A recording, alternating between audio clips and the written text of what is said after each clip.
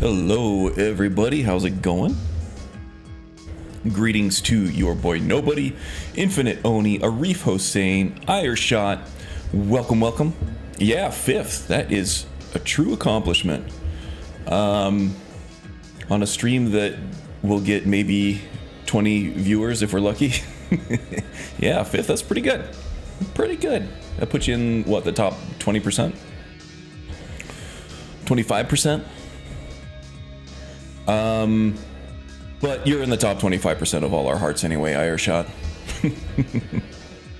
Easily top 25%. Gavin Goof Gains, welcome. How you doing, buddy? Hope everybody's doing well. Ireshot canonically in the top 5 of Karn viewers. Yes, it is canon. How about that? Canonized. Okay, well, let's get started here. We have news. Assassin's Creed Shadows dropped. I know Ubisoft is very contentious, and I know I'm going to piss some people off by just even mentioning that an Ubisoft game is good. But I played it for about 4 or 5 hours. The game is good. They made some good improvements to it. Mostly it is, the same Ubisoft AC formula that they used with Valhalla. They fixed a lot of the pacing issues in it. They did add a dynamic weather system, which is really cool. Also dynamic seasons. So, of course, it's super abbreviated. You're not going to have to wait 3 months out of the year to get a change of the season. But winter has snow all over the place. You get snowstorms, you get icicles that you can knock off the roof if you're trying to sneak along rooftops. Lakes are frozen, so you can't hide underneath there with your little snorkel. And then spring, you get the cherry blossoms and everything. It's absolutely beautiful. And then so on and so forth with all that. It's great. And it actually changes gameplay too with each season. It's like everything that you've marked for gathering as far as like supplies at different castles and things that you infiltrate and take over. You get at the end of the season that you can then use to build up your own settlement. So there is settlement building in it. It's not overdone or anything like it was in Fallout 4, but yeah, I'm really enjoying it. This is sitting at 81% positive, so 81% on Steam in this day and age is pretty much a rousing success for any game. Yeah, so it's doing well. Concurrent player counts went over 60,000 this weekend, just a couple hours ago, which I don't know if that makes it better or around the same, probably around the same as Valhalla. So this is a success for Ubisoft. They desperately needed it. We'll see how it pans out. I don't think it's gonna like save their company or anything, but at least a stalwart IP in RPGs these days is healthy, and it's doing well, and they're making improvements, and it's another good game for us to play for people who are into AC. If you're not, you're probably not going to like it. I like it. Saw some screenshots and it looks really, the graphics are great. A good upgrade of graphics over Valhalla and Odyssey. Last one I played was Odyssey. I skipped Valhalla because of the pacing issues. I do have it on my shelf. I'll give it a playthrough at some point. There's just way too many great games right now and not nearly enough time to play them all. I'm sure a lot of our backlogs are feeling that same pain there. I don't like Ubisoft on principle, but people are allowed to have fun. Okay, yeah, so there are microtransactions in the game. I've seen some people say that it's an automatic no buy for them because of microtransactions, and that's fair. They say microtransactions in a single player game is like totally inexcusable, and I tend to agree. I would go as far as to say microtransactions in any non-free-to-play game is inexcusable, but that's where the industry is.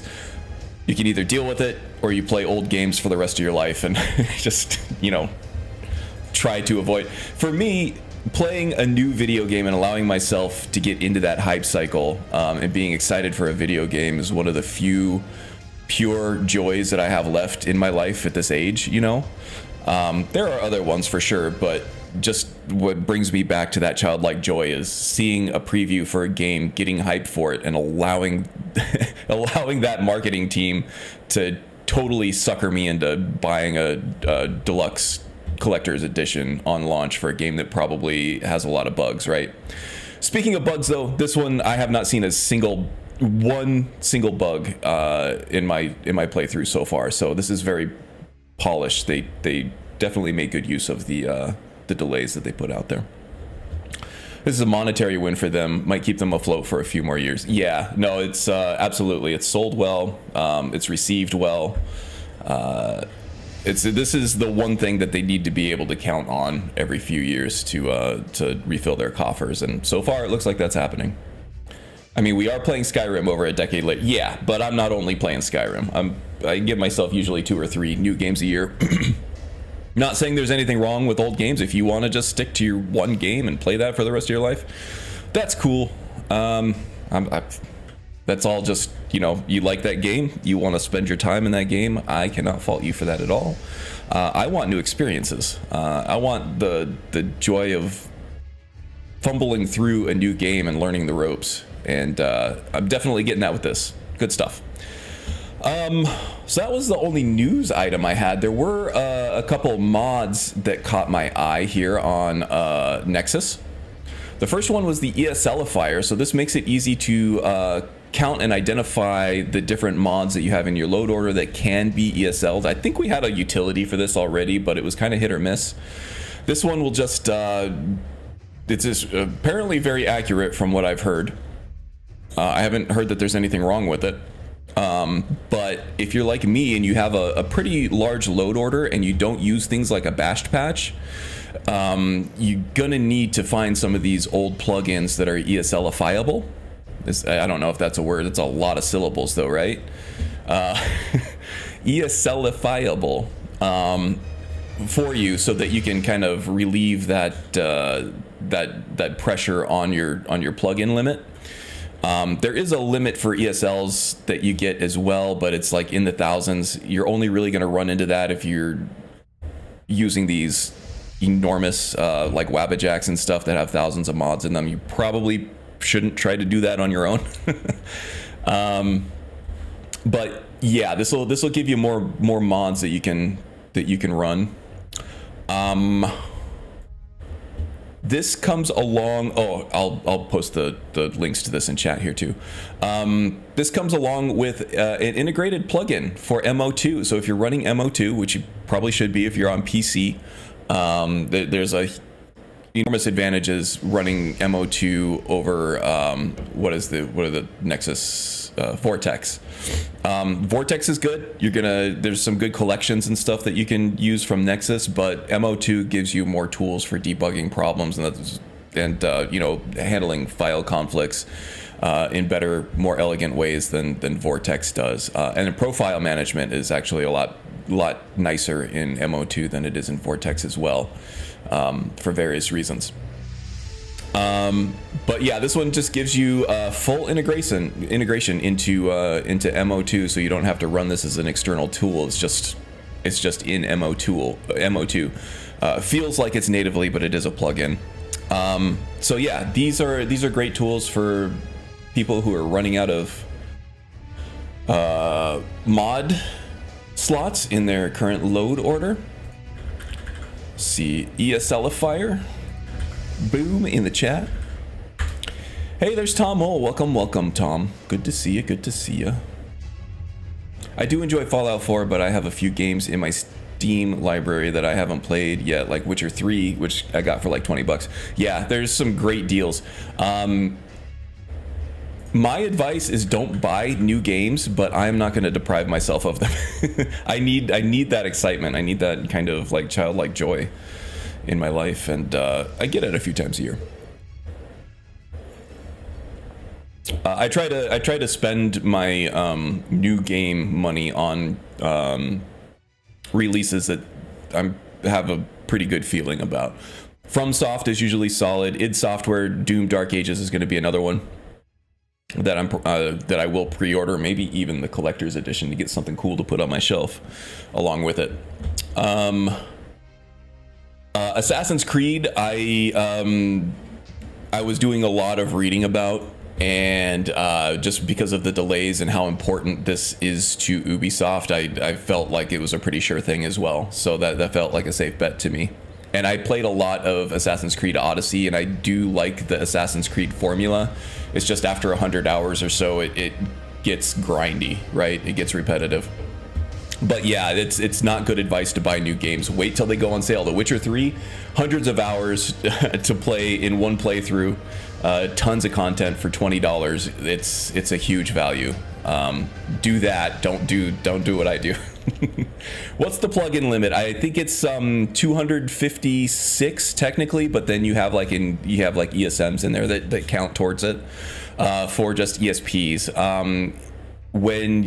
As far as ESL plugins, I think it's something like 2,600, somewhere around 2,600, 2,800, something like that, maybe even more. I will never run into it because I don't run thousands of mods on my game. In fact, I sometimes trim mods out. I don't even have to run a bash patch. That kind of makes things more complicated with actual load orders and stuff. If you're trying to get things in the right place, having to contend with a bashed patch in the midst of all that can be a nightmare. So I'm not doing that anymore.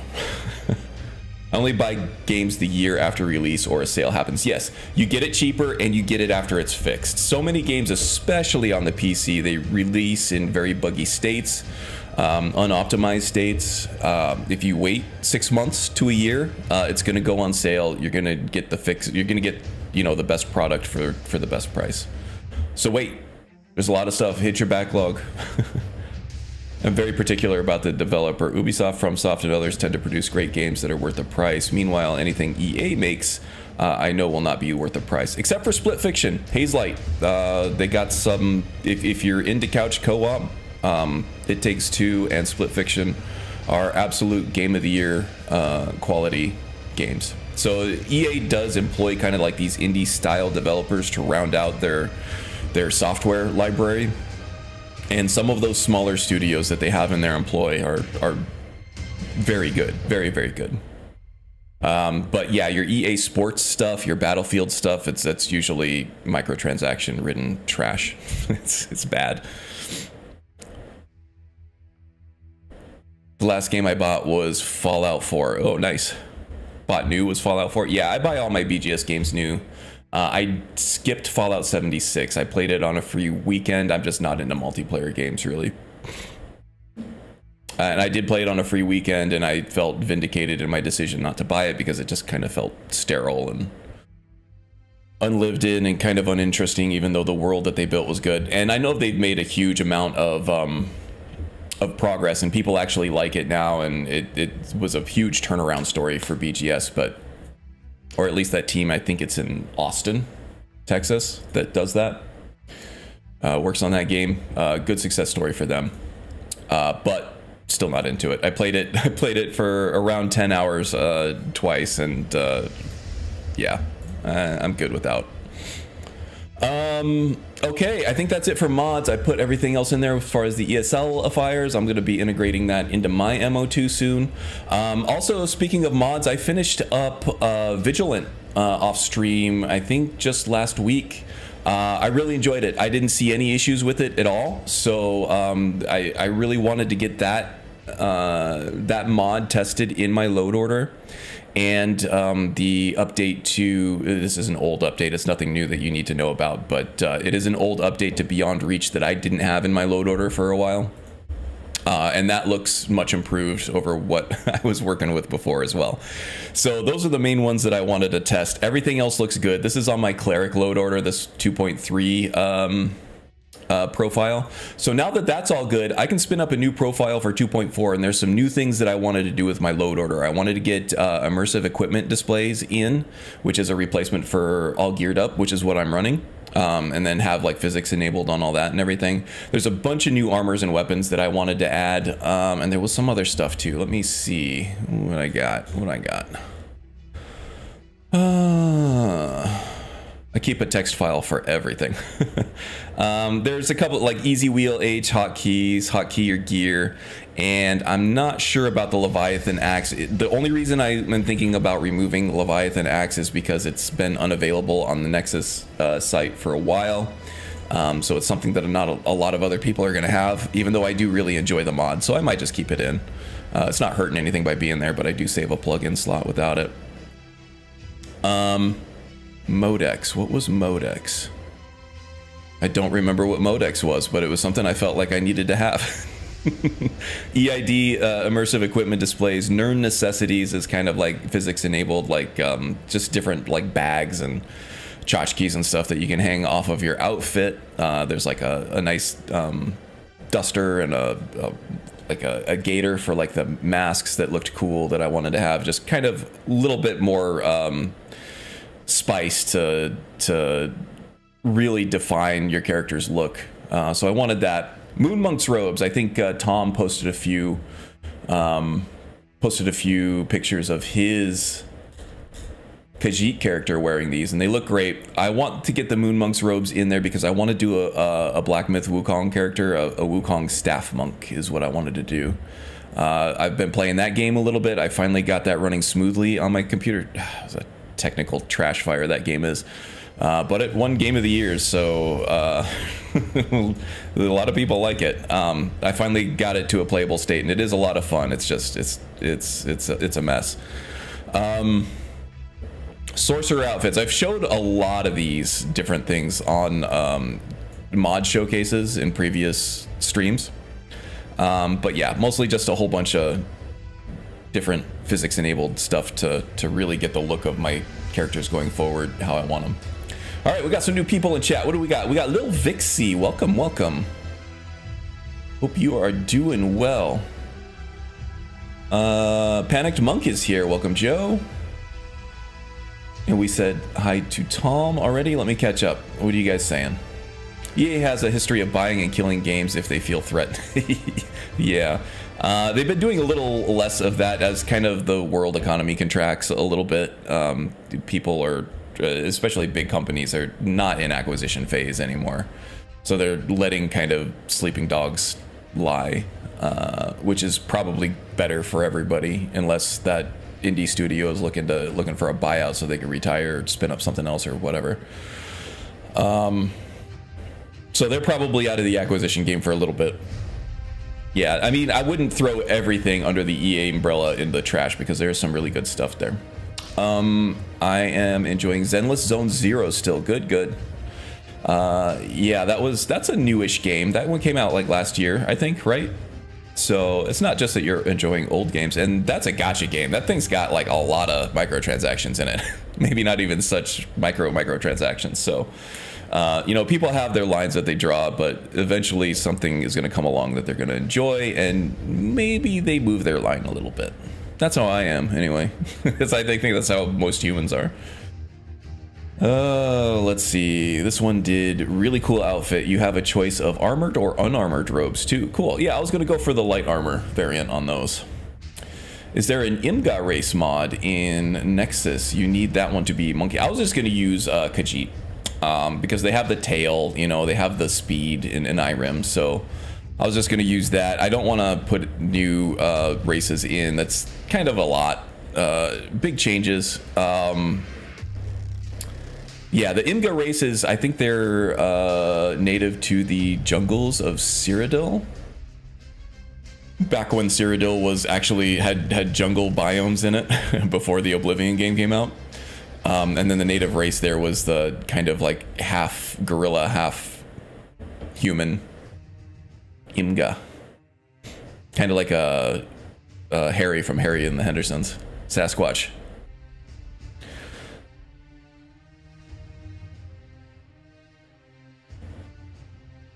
Yeah, I don't want to answer for Joe, Tom, but it sounds like he might have a solution. We'll see in the next week or so. We're all waiting with bated breath. Funny thing, it gives you tons of free... Well, that's the whole thing that the game is based on. Those gacha games are all based on being able to unlock new characters, and if you can't do that, then you're basically not playing the game. So they do have to give you a ton of free currency, but if you want the things that you want when you want it, you probably have to pay money for it, right? At least that's how the economics of that genre works. It's not out of the question to 1 to 10 times pull every day without spending a penny. Nice. Cool, man. That's how they keep you in the game. If it were too egregious, then nobody would be playing it, right? And they wouldn't be making any money. Cyrodiil was dragon broken to becoming a temperate forest. I see. So they retconned it. Probably because they knew technically they weren't going to be able to do a jungle landscape in their engine. I'm still looking forward to if and when they feel ready to do a Black Marsh or Valenwood, where it's like super wooded areas all over the place, and even like the trees and stuff move in the case of Valenwood.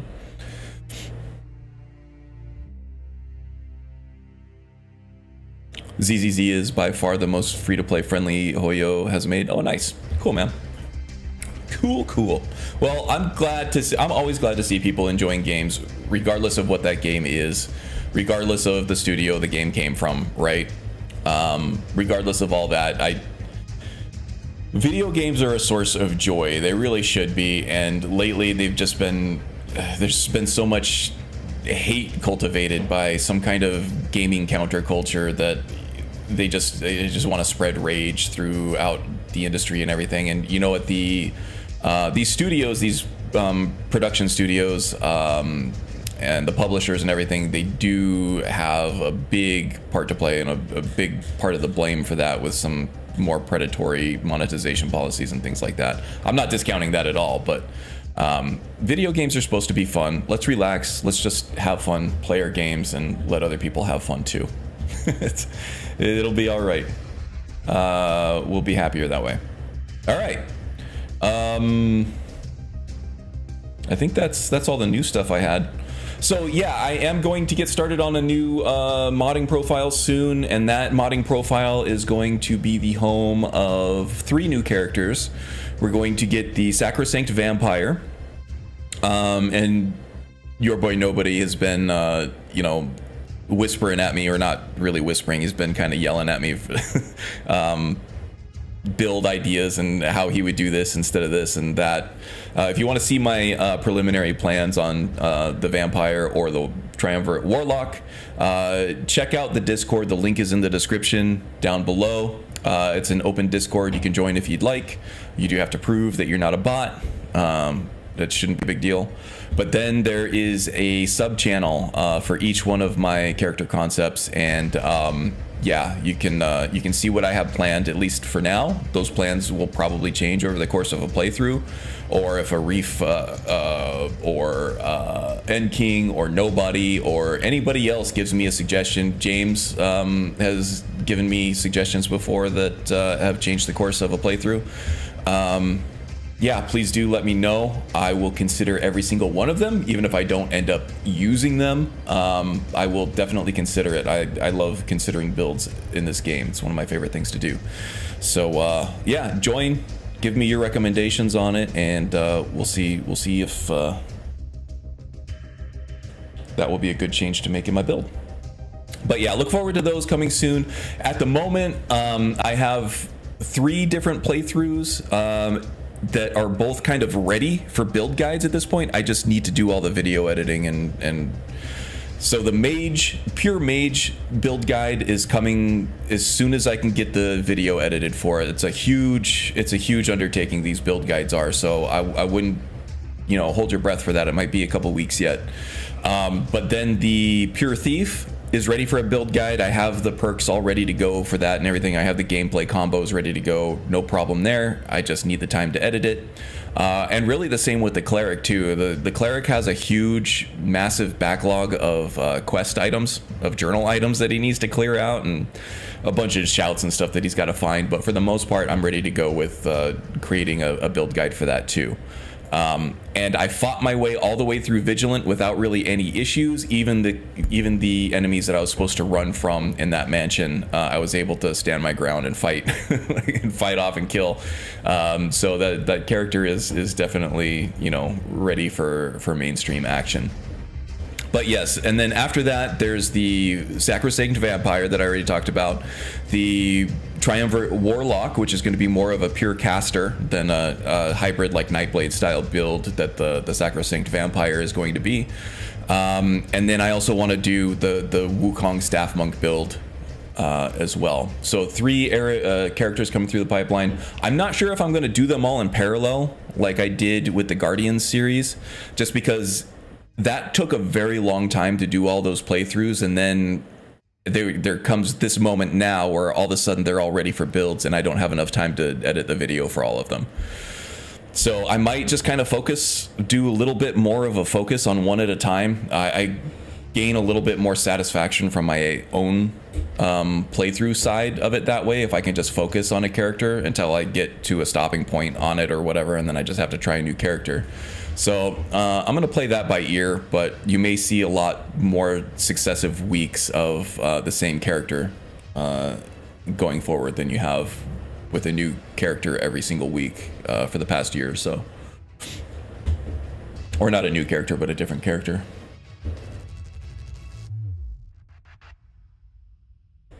Hammerfell has jungles. We might see them yet. Okay, cool. Yeah, I'm hoping Hammerfell has more biodiversity than just being a big desert, you know, because I was born and raised and live in a giant desert. I don't want to see more desert landscape. If I'm going to escape reality into a video game, I don't want to do it into another desert. That's just me. I hope there's not a whole lot of desert in Hammerfell. That's kind of why I've been also hoping for an Iliac Bay region and not just Hammerfell. I want to see High Rock as well. Give me something else other than just bright brown dirt and sun. Love my vampire builds. They're fun. Yeah, they are. I haven't played a vampire in a while, I don't think. Although the thief will become a vampire at some point.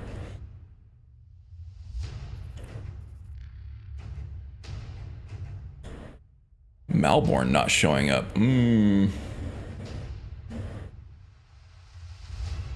Yeah, I feel like as long as you can get through the quest line unscathed, you should be okay, Joe. But yeah, Malborn, scripted events not happening is kind of scary. But I don't think you need Malborn for anything else after that. Should be okay.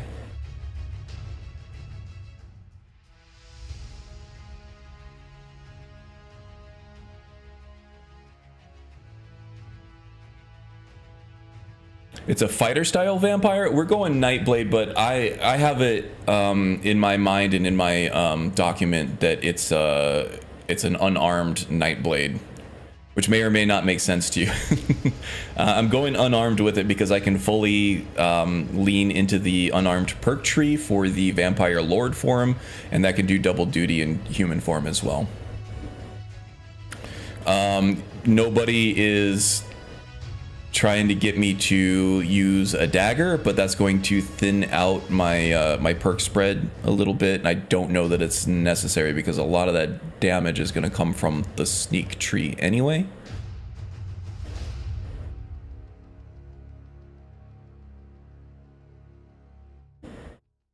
And if I'm using unarmed anyway for vampire lord form, then may as well just use it in human form too. Economic use of perks, you know.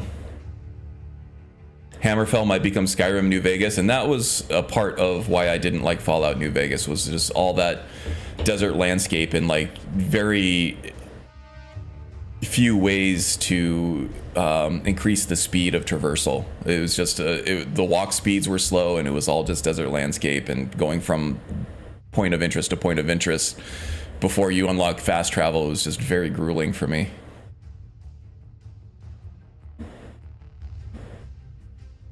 Yeah, I've had Malborn die in that fight too, and nothing bad ever happened except that Malborn died. He's kind of a snotty brat anyway. The fabled Nightfister, yeah, there you go.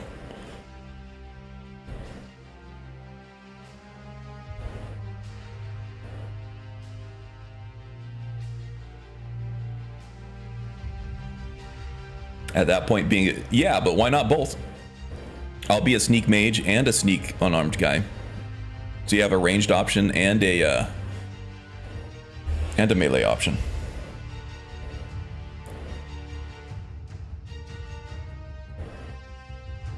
You can say your vampire build is a Batman.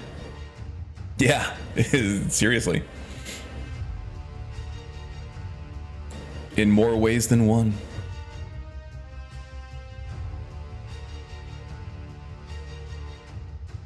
Nightfister sounds like a Patreon only playthrough. Yeah, it does.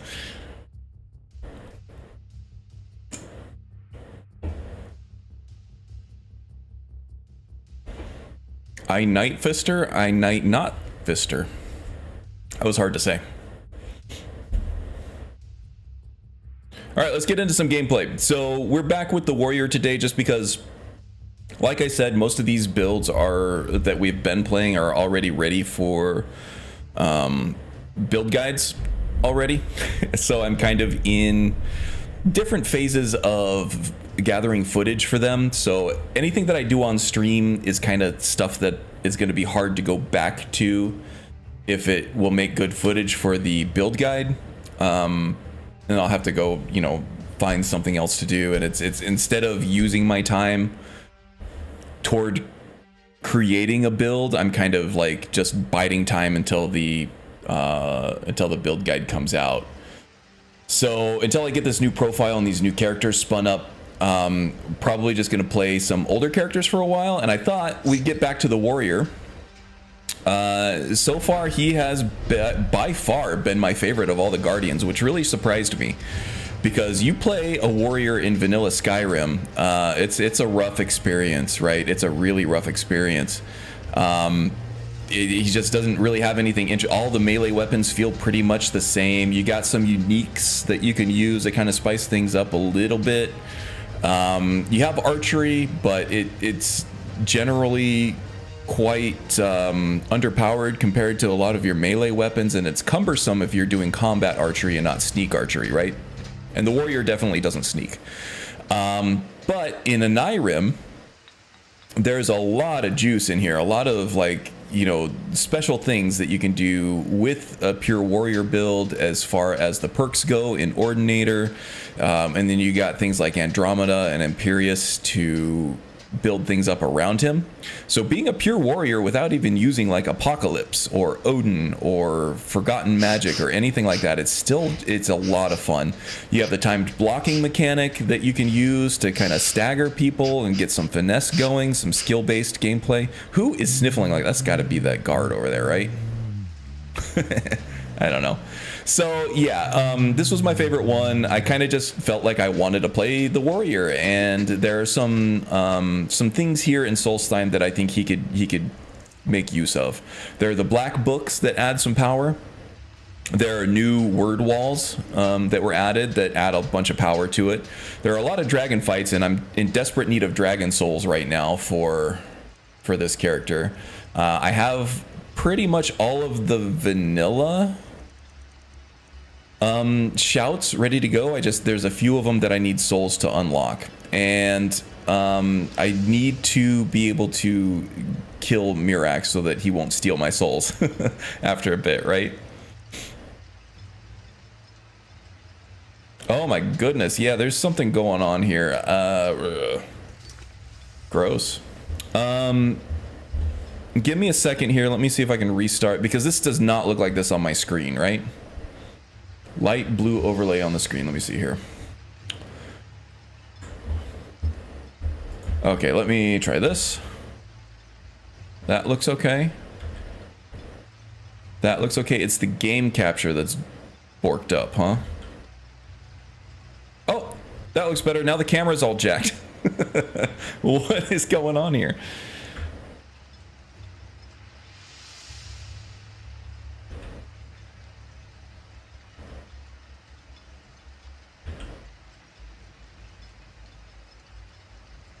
That one doesn't show anything.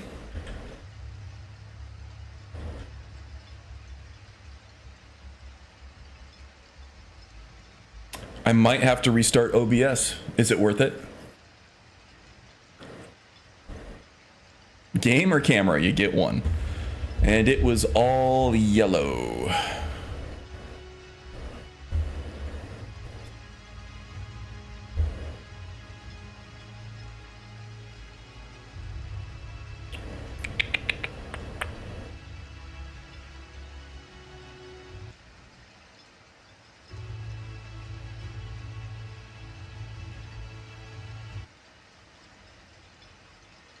Well, that's no fun. I'm still here.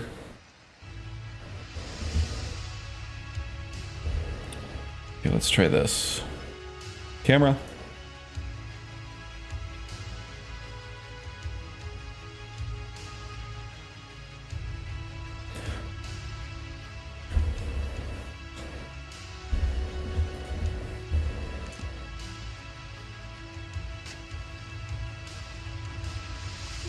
It's weird. It's like that. It's just that square, even though the...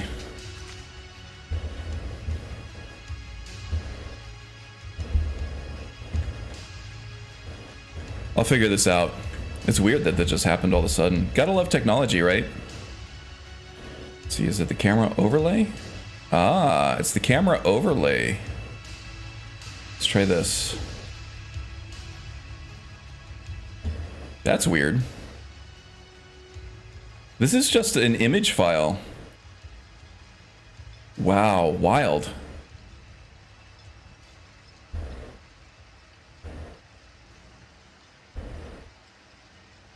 This is just an image file that I made in...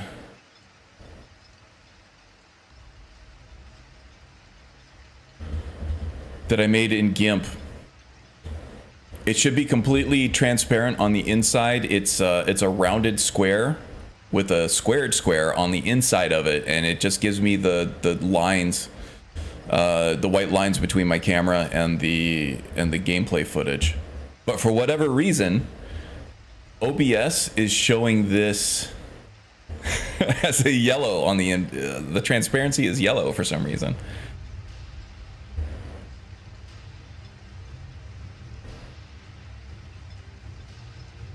Oh, weird. Okay, that just fixed it, didn't it? I mean, I'm no graphic artist, but damn, I just debugged the hell out of that, didn't I? Well, there you go. I don't know what the hell I'm doing, but I can figure shit out if I need to, right?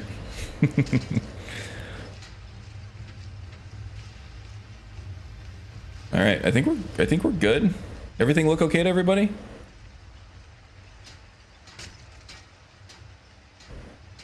Great until it isn't. Yeah, smash buttons until the problem goes away. Yes, indeed. Percussive maintenance is what that's called.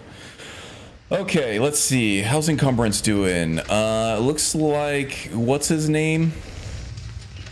Mr. Mallory over here, Glover, is back from working on the stone over there. That so foolish old man's taken my pickaxe again. Oh, has he? Have I not done Bloodskull Barrow yet?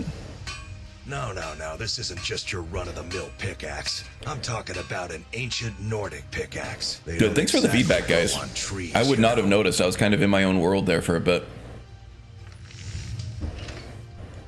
I prefer to handle these things on my own. So yeah, we got black books we're going for. There's some Dragon Priest masks that the warrior probably isn't going to make any use of.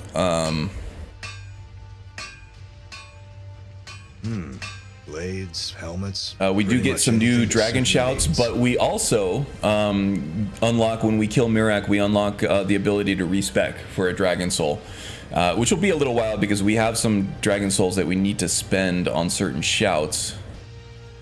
I don't know that I have anything left to sell him. I think we're pretty good as far as all that goes. All right. And also the Dwarven Black Bow of Fate, which is one of, if not the best bow for combat archery in this game. So we need to go around and find all of the Kagrumaz resonance gems. Oh, and also the Earthstone abilities, or not the Earthstone, the Allmaker Stone abilities. They give you active powers that you can use once per day, and I can hook those up to Voice of Rage and Ruin, where they kind of proc when I'm... There's a small percentage, like a 5% chance to proc your equipped power when you hit an enemy with a two-handed weapon. Lydia's really taking her sweet-ass time, isn't she? Okay, she's basically just here to hold my stuff. She does have weapons enchanted with damage armor, so that when she hits... Ew, that doesn't look great, does it? It's an E&B thing.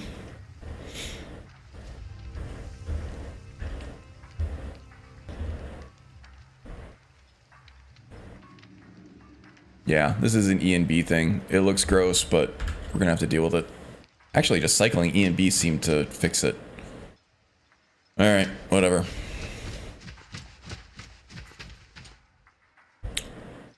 You have WACC. Uh-oh, we're broke. We're broke again. When I fixed E&B, it jacked up my OBS. These acronyms are killing me. Wouldn't Allmaker be alteration focused? Yeah, but they're just powers, right? They're available to any character. You don't... Well, I guess it depends. Like, the Sunstone would be destruction, right? That's not alteration.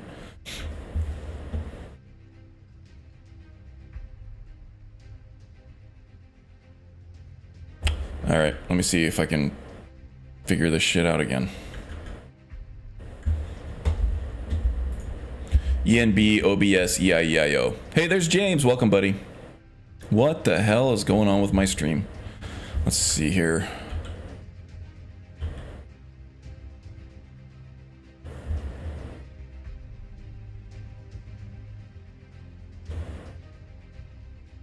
Alright, let's try that. Just does not like the camera overlay, I guess. ENB seems to be fine. As soon as I pulled up the menu, it broke again. Okay, guys, give me a minute. I am going to... I'm going to do a save. I'm going to try to restart my game because it seems like things that I do in the game break the OBS feed. So I don't know what's going on here. Let me restart the game, see if this helps. If that doesn't help, then I have to restart OBS.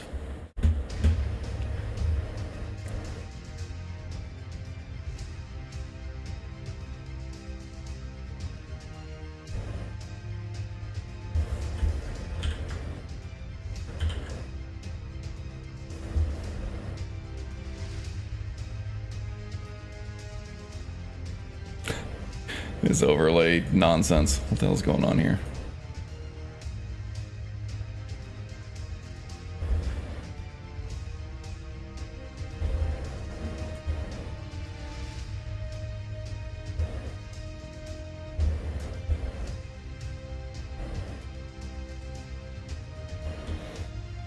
All right, let's see how this goes.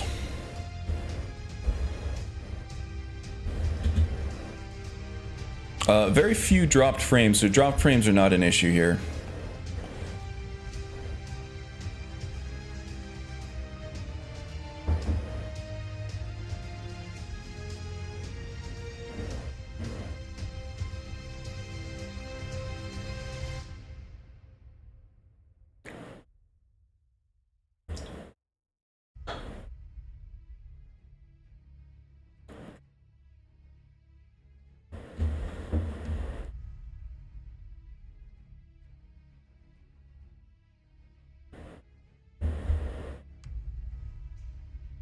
It's booting.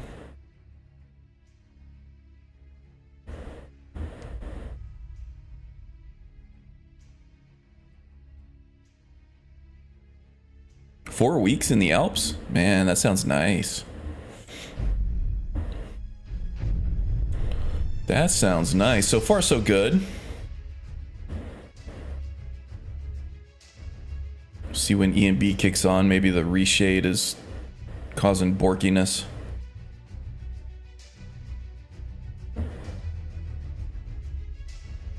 I've been using a lot of lossless scaling for some games. Because that's one of the things that I've been using to make Black Myth Wukong playable for me, is lossless scaling to smooth out some of the traversal and compilation shader compilation stutter. And I know that messes with capture channels and kind of conflicts with OBS a little bit, so I might have to just restart my machine. Yeah, so as soon as ENB or the reshade kicked on, that goes, okay. All right, guys, I think I might have to restart the stream here. I'm just going to do a full restart of the... Oh, wow. This is really jacked up. I'm going to just do a full restart on my machine, and then I'll restart the stream, okay? So stay tuned. I'll post the new channel in, probably like 5 minutes. 5 minutes or so. All right. I'll be back soon. We're back. Let me know in chat if you're still around. I have 2 concurrent viewers. That's fine. I'm gonna repost the channel in Discord because I know I forgot to do that already.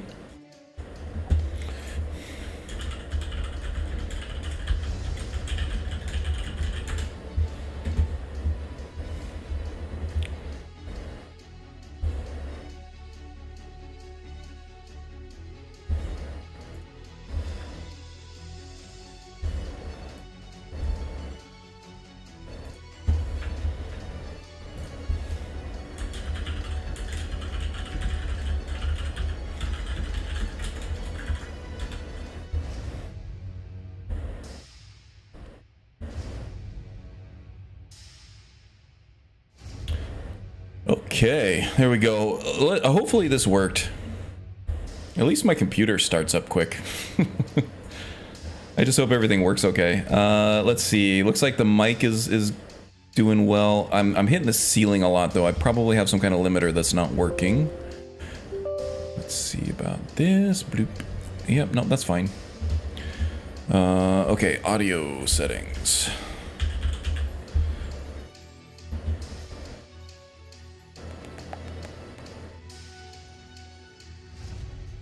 Ah. There we go. Now I'm not hitting the ceiling quite as much anymore. I think that was my issue. Okay. We should be okay. Let me give me a second here. I'm gonna play the live stream just to make sure that my voice sounds okay.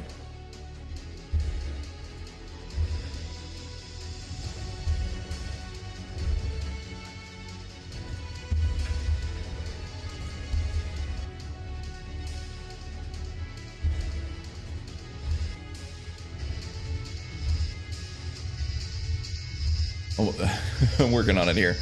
I'm working on it here. I'm working on it here. Oh, the echoes. Look at that. All right. So we should be good. Let's see what happens when we get in the game now, huh?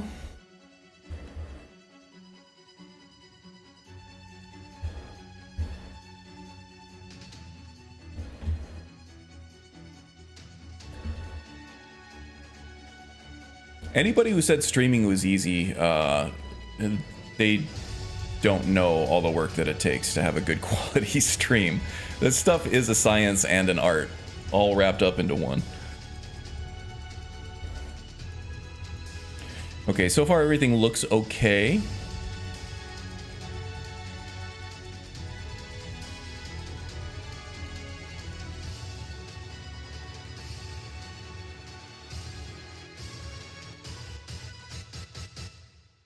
And lossless scaling and special K are not running, so nothing should be interfering with the video feed coming into OBS.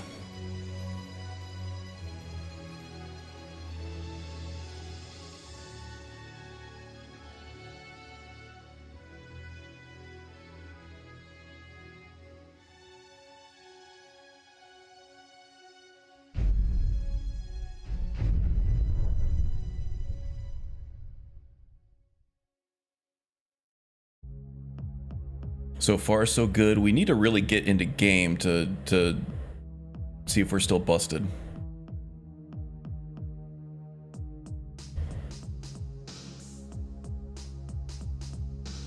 E and B is on now. Looks like the reshade is running. Moment of truth, guys.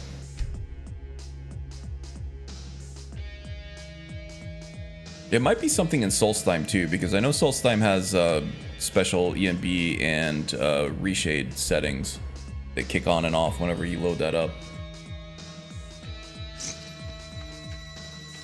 All right, so far so good.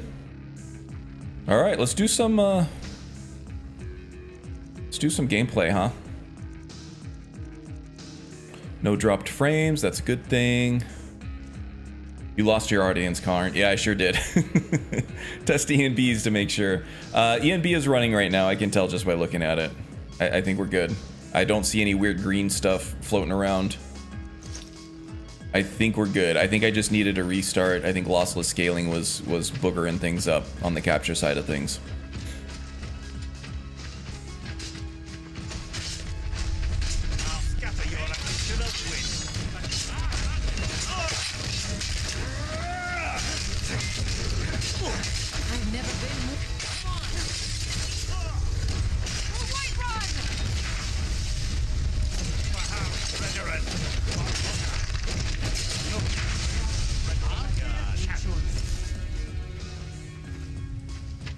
Who's got the... Oh, is that Neloth? That is Neloth. Okay. Belith, what's going on here, buddy? Thanks. I wasn't sure I'd make it off this farm alive. I wish I could have said the same for my man here. Also use sneak feeding to drain and insta-kill enemy. Yeah, and I was gonna do the guard have taken to calling them combat ash feeding. spawn. I don't remember what it's called, but if you get a stagger in combat, you can All I know is they're a danger to drain an enemy right then and there. I was going to search for clues that might lead me to wherever they're coming from. This is the type I of know stuff it that isn't the frame best place to generation is start, gonna fix. but we know they've been coming from this direction. I think this is the type of stuff that frame generation caused. Unless that was the joke. Okay, I'd be glad to lend you a hand. Glad to lend you a... Yeah, Fortius isn't really a mercenary. He's made his fortune. He's just trying to make the world a better place now. I'd be glad to lend a hand. Good. I can use all the help I can get. Besides, I don't feel comfortable leaving Raven Rock behind. And I'd hate to lose any more Redoran Guard. Very well. Where do I be? We were searching the farm when the ash spawn ambushed us. Have a look around and see if you can turn up anything useful. Indeed. So what are these ash spawn anyway? No one knows, really. Superstitious folks say they're the risen forms of those that died long ago. But I'm not so certain. They started attacking the bulwark a few weeks ago. My men were able to kill them, but they keep coming back. Yeah, that's a problem, huh? Does it happen often? We've had 2 other assaults on the bulwark, at different spots on the wall. I know it sounds crazy, but it's almost like they're becoming more organized and probing it for weaknesses. Okay, sounds like you are under some kind of actual organized attack then. Probably centralized somewhere. So you suspect there's motivation to their attacks. Exactly. Something has to be directed. Sneak tools kind of against messes us, with the sneak and we need feed. to I recommend find out disabling who sneak tools. or I don't even what have it sneak is. tools installed. I did at one point. I kind of felt like it was betraying the sanctity of the game a little bit and the way that sneak is supposed to work. It has some cool stuff in it. I like the mod. It's just it was doing a little bit too much for Report me, back to me if you discover anything unusual. and I didn't feel like I actually needed it. The arrows we'll take, the septums. Definitely take the crafting materials. We can use all of them.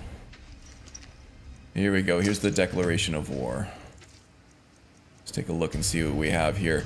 Velis and Fortius are 2 very kindred spirits here. They're both military men through and through. They're tacticians, they're warriors. So Fortius is going to be very interested in the game plan that Velith is going to come up with here.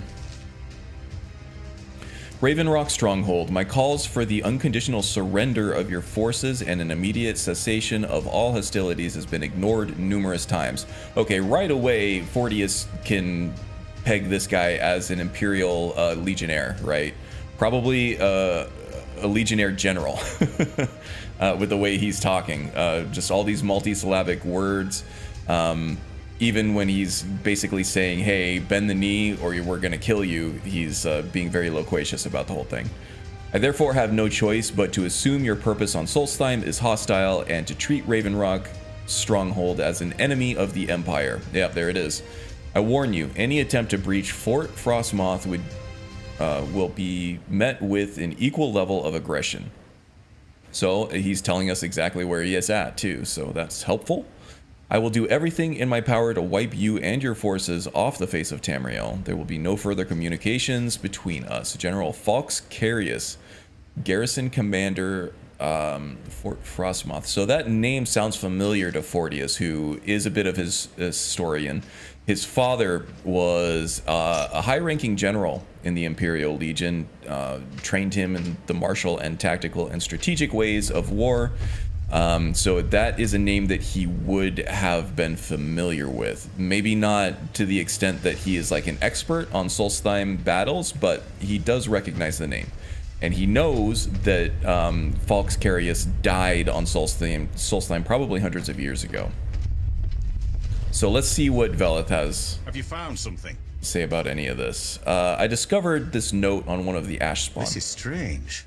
The note says it's from General Falx Carius. Cassian But would be that's familiar with impossible. Falx, yes.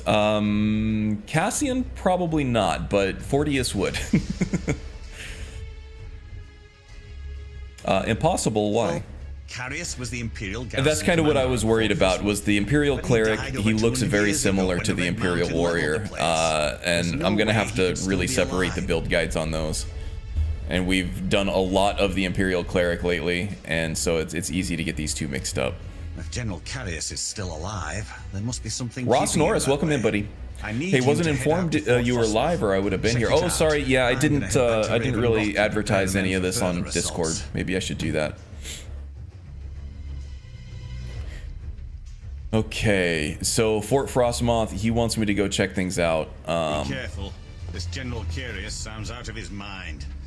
Yeah, and probably quite dangerous. But Veleth here knows that Fortius, just by the way that he talks, the way that he carries himself, the weaponry that he carries, and also the way that Lydia carries herself as well, that we're probably, if anybody's capable of taking on a fort full of these ash spawn, that it's us. And then also seeing us in action against these abominations as well. Oh, let's see here. Okay, yeah, let me, Ross, good call there. Let me go ahead and just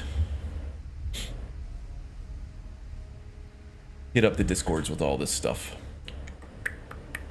My Discord, by the way, this is where I usually post all of my announcements. There's a link in the description below. Should be probably the first one from the top. Doobie-doobie-doo. Boom. Boom. Boom. Boom.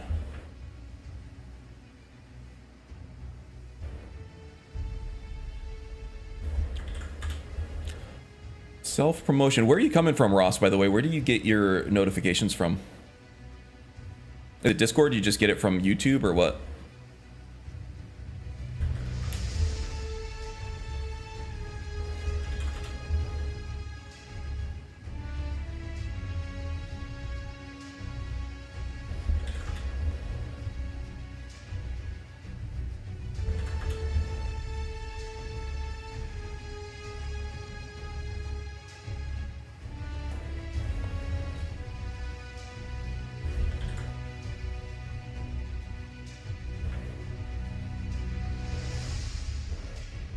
Okay, I think we're ready. Oops, did not mean to open up VLC. YouTube, okay, well, yeah, I can't really help that. YouTube will either do it or they won't do it. I don't know. I do know that YouTube notifications are kind of a pain point for a lot of channels. That sucks. For sure, for a lot of us, but yeah. Oh, we didn't do the Rallis quest line here. Probably because the Pure Warrior doesn't have any need for the Azadal stuff, even though it is a unique heavy armor set. He doesn't cast any spells.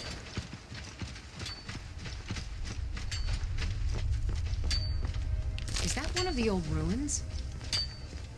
Looks like it. This poor guy is trying to dig into ash that is accumulating faster than he can excavate it.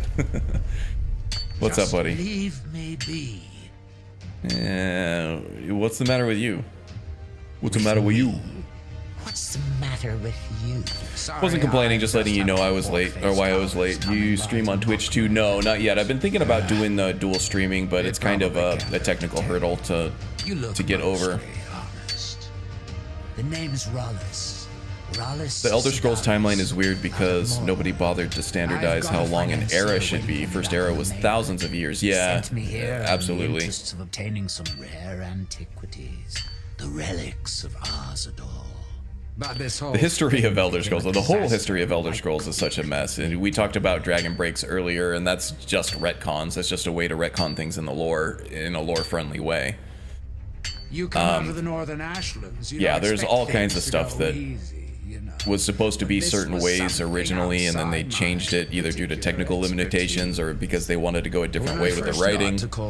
You couldn't even see it. And they were like, oh, we'll just do a dragon break so that the world and the history actually fundamentally changed on a reality basis. Dug out a pile of the stuff taller than me just to find the barrel. Who knows? 50% fire, frost, and shock resistance is useful for any character. It is indeed, but there are also a lot of other ways to do that that don't involve having to spend perks on them. Why not hire some of the miners out of Raven Rock? You think Are we back? We are back, James. I hope we're back. I only get paid on delivery. I've been talking to people, so that either means we're back or I'm going completely crazy.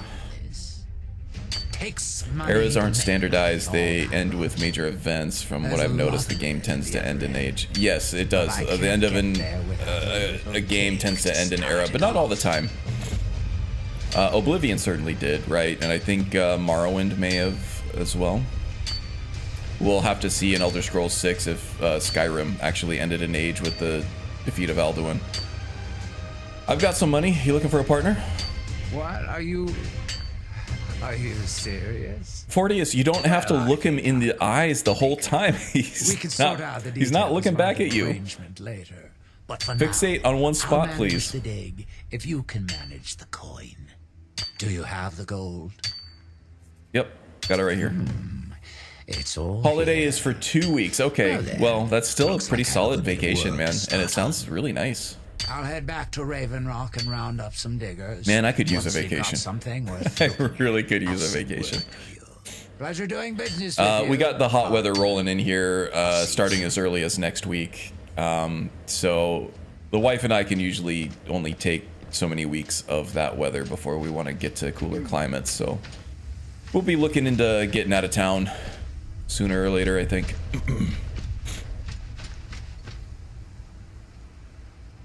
We praise older games for not being, or for being brave and not compromising on lore, but Daggerfall ending with literally all of the options happening at the same time was the most cowardly thing ever. Yeah, it sounds like it. Just kind of a, I don't know, a cop-out, I guess. I believe Skyrim did as well, honestly. I'm anxious for 6 to drop, worried and excited at the same time. Yeah, I'm not worried about it. I'm really more worried about how big the backlash is going to be. Like I said earlier, I did enjoy Starfield. If they keep the same quality level as they did with Starfield, I'll be happy. I know that probably angers a lot of people to hear. I don't think they're going to go full bore on procedural generation again. That's something that they needed to do for what they were trying to accomplish with Starfield and the sort of infinite exploration that they were trying to build that game around. You don't need something like that for Elder Scrolls and Elder Scrolls 6. It's going to be, you know, presumably centered on one province. You can handcraft that entire thing. So I'm not worried about that. I'm sure all the POIs will be unique and handcrafted again. They might do a procedural generation thing with, you know, exploring the Iliac Bay region and staking claim to the different islands and stuff that you see out there, and those islands might be procedurally generated, but I don't see it being something that you're required to do. Like you were in Starfield, like that whole game was set. The theme was exploration of the unknown, right? And just kind of infinite possibilities that exist in these different universes. Which is why they decided to do it. Like I'm convinced anyway, which is why they did that. Which drove the scale up immensely, almost infinitely, and they had to make concessions to things like handcrafted environments and stuff that they won't have to do with Elder Scrolls 6. So I'm not worried about it at all. I think BGS is on the right track. I think they've righted the ship for the most part after Fallout 76. The creation stuff I don't like. I kind of went on a little bit of a rant about microtransactions in full price games earlier in the stream at the very beginning, and how I don't like any of that, but that's kind of just the reality that we're living in, unless a real life Dragon Break happens and makes all the publishers forget that makes them money. Then we're gonna see that in new games, and we're definitely gonna see that in the Elder Scrolls 6. It just is part of BGS DNA from now on, unfortunately. But yeah, like I said, the only thing that I'm worried about is another Starfield backlash. The hate train on Starfield was really, really depressing. When you are playing a game that you love and you just seeing nothing but shit being flung at it from every angle for months and months and months from people who don't even play the game, it's just really sad. That's what I'm worried about more than anything. And I fully expect that the hate train will come strong for Elder Scrolls 6.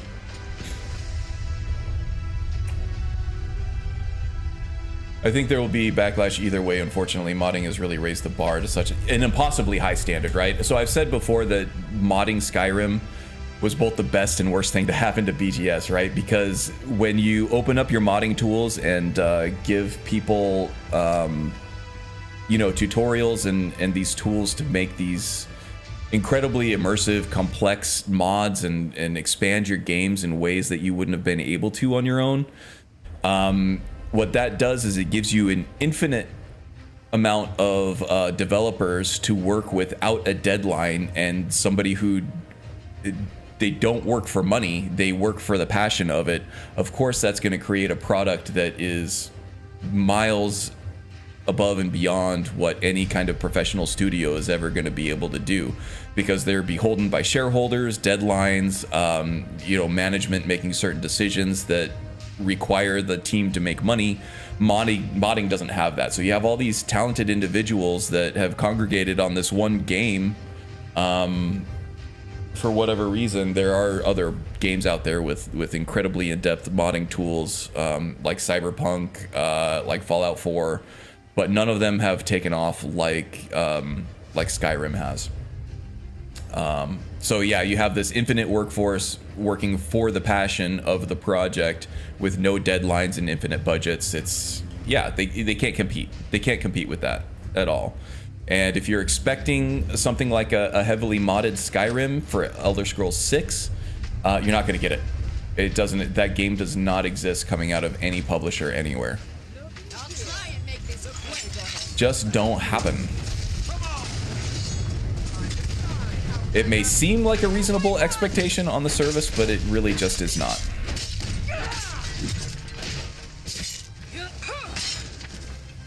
Damn, Lydia just wrecking shit. Okay.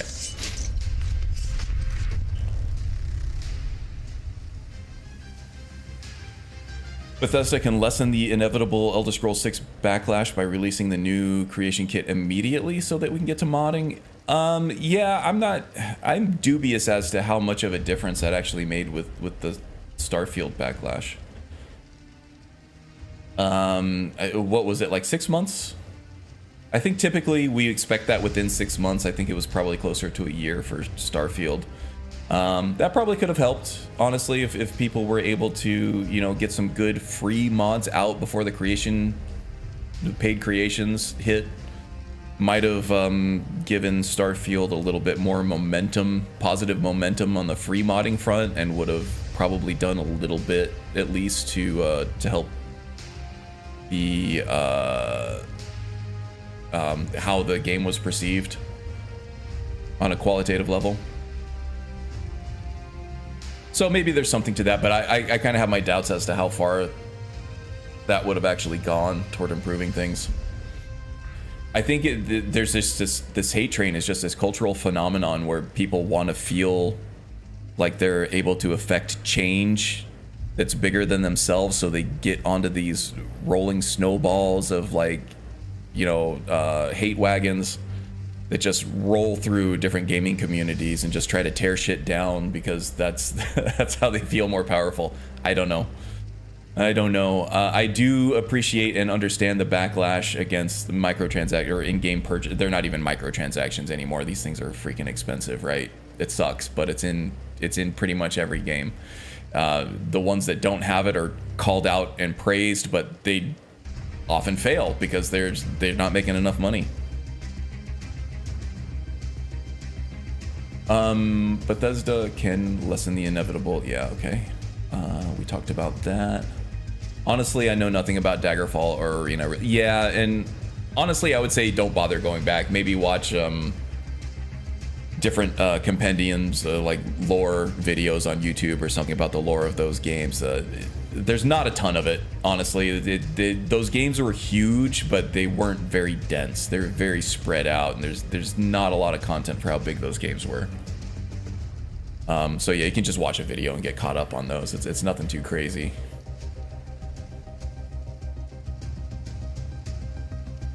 Oh, people are going to complain about anything. That's what I'm worried about. I just get really frustrated with people who dig for reasons to run a game into the... Yeah, absolutely. And the haters are the loudest. Indeed, they are. The loudest... The angriest people are the loudest people, and they unfortunately get the majority of the mind share sometimes, even if most people are enjoying the game that they're hating on. I want Pokemon to be procedurally generated so that they can make the world absolutely massive. I want a single, well, something like Pokemon that doesn't require environmental storytelling as much as something like Elder Scrolls. I think that's absolutely fine. There's no reason they can't do that. That's exactly the point I always bring up. We have infinite time. They have deadlines. Yep, it all revolves around money. Time is money. They need to make money. They need to put a line on their budgets and their deadlines. 3 words, Elder Scrolls Online. Getting permission to reuse assets from that world would make it much easier to develop. Updating textures and other things would have to occur, though. Yeah, and I'm sure there's a fair amount of that does go on. From Fallout 4 to Fallout 76, there was a bunch of shared assets. It really depends on how close the games are to release, because, you know, if it's been 10 years since you released something, and now all of a sudden your gamers are expecting a more up-to-date art style, more up-to-date quality art, textures, meshes, lighting and things like that, then there's a lot less that you can actually reuse from previous games. But for BGS, they always start their new game by from a port of their previous game. So for Fallout 4, they started by porting Skyrim to a 64-bit engine, and then, which is why we got Skyrim SE after we got Fallout 4, is because, oh, we already have this port, let's go ahead and flesh this out and put it out. And then, of course, they had to add the vertibird encounters that you get with the Brotherhood of Steel. That's basically just dragons. And the power armor was basically just a vampire lord transformation, or a werewolf transformation. So all there's one-to-one stuff with like all those game mechanics in there. They do reuse a lot that you probably don't see on the surface, but in game mechanics, definitely. All right, gotta head out. It's 1 a.m. Okay, Arif, take it easy, buddy. Get some sleep. Good to see you, of course. Morrowind and Oblivion worth going back to for low and more. For lore, yeah, for lore and stuff, I would say Morrowind and Oblivion are definitely dense lore experiences, right? There's a lot of density to the content in those games. That's kind of like that's where the modern BGS games started, right? Arena and Daggerfall and things like that. They were hugely expansive, but very thin as far as actual content goes. Honestly, the hate trains are the bully syndrome from schools brought to the corporate level. Yeah, kinda, except I think that a lot of the hate trainers are people who feel bullied by the corporate level, and that's what they're doing to fight back. To put kind of more of a sympathetic spin on it, I think. So that's why I can see kind of both sides of it. The corporate side of it is not undeserving, but the gamers who enjoy these games being kind of collateral damage is definitely not sympathetic, in my perspective. Leave us alone. Let us play our games. Let us be happy. Can't we all just get along? Don't even need the ebony bow. At this point, we are level 71, and I've taken all the perk points. I haven't capped this out at a level 50 build anymore because I already got the build guide out. So I'm really able to really expand the strength of what the warrior can do here. But that means that, you know, we have a ton of gold all the time. A lot of stuff isn't worth picking up unless it's, you know, a unique thing to put on a rack, like Stormfang. or unless the value to weight ratio is just incredibly huge that it is worth picking up for the encumbrance and selling off at some point. At a certain level in Skyrim, anything that's worth picking up pretty much is going to wipe out a vendor's complete cash drawer almost completely. So you kind of have to pick and choose what you pick up, otherwise it's not going to be worth the encumbrance that it costs. Okay, so heading to the Temple of Mirak, we're chasing down the lead on the cultists that attacked us in mainland Skyrim over here. Hey, Silent Echo, welcome, welcome. But they are allowed to hate or criticize the game, just how you are allowed to say that you are saying the haters and critics are allowed to have their say too. Yeah, I mean, free country, right?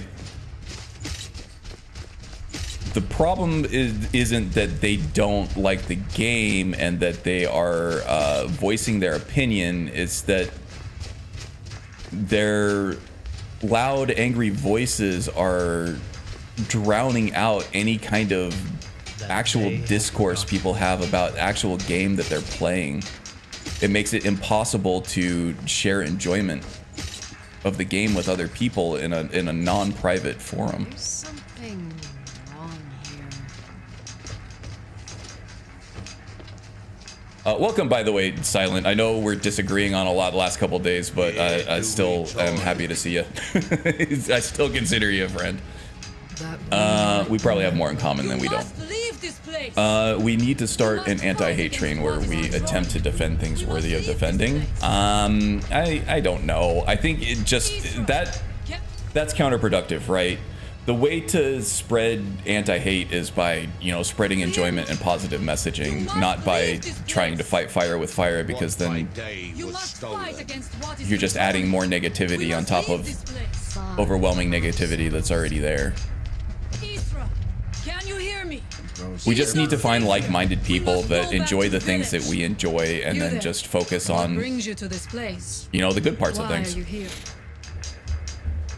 Now through him do we see.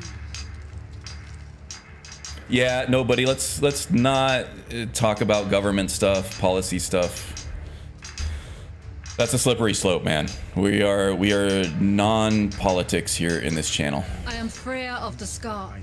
I am here to either save my people. Where most of us are friends, we can gather around Skyrim and have things that we can, you know, come together on with this game and the mods and the characters that we play. As soon as we start talking about politics, we're gonna become enemies real quick. The very land itself.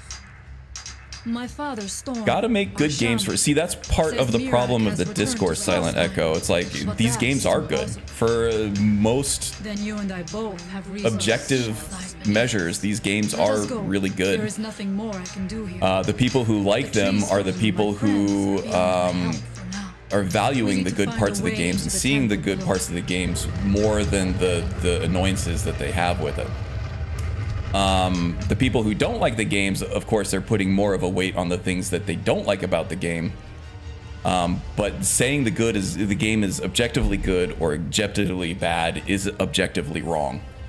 It's not a bad game. It's not a good game. You either like it or you don't. But on most objective measures, a lot of these AAA games are very, very good. They are very, very good. Morrowind is just not my style, honestly. I tend to get lost really easily in open world. Yeah, Morrowind is it is kind of exhausting to me. it's a lot. I just want to play the game. Sometimes I want to kill stuff. Of course I like the story as much as the next person. Dialogue options are nice, but not at the expense of, you know, being able to have fun in the game. Oh my god. This cultist, man. We shall clear the way for the coming of the true dragon. I am sorry, but you left me with no choice. Thanks, nobody. Appreciate it.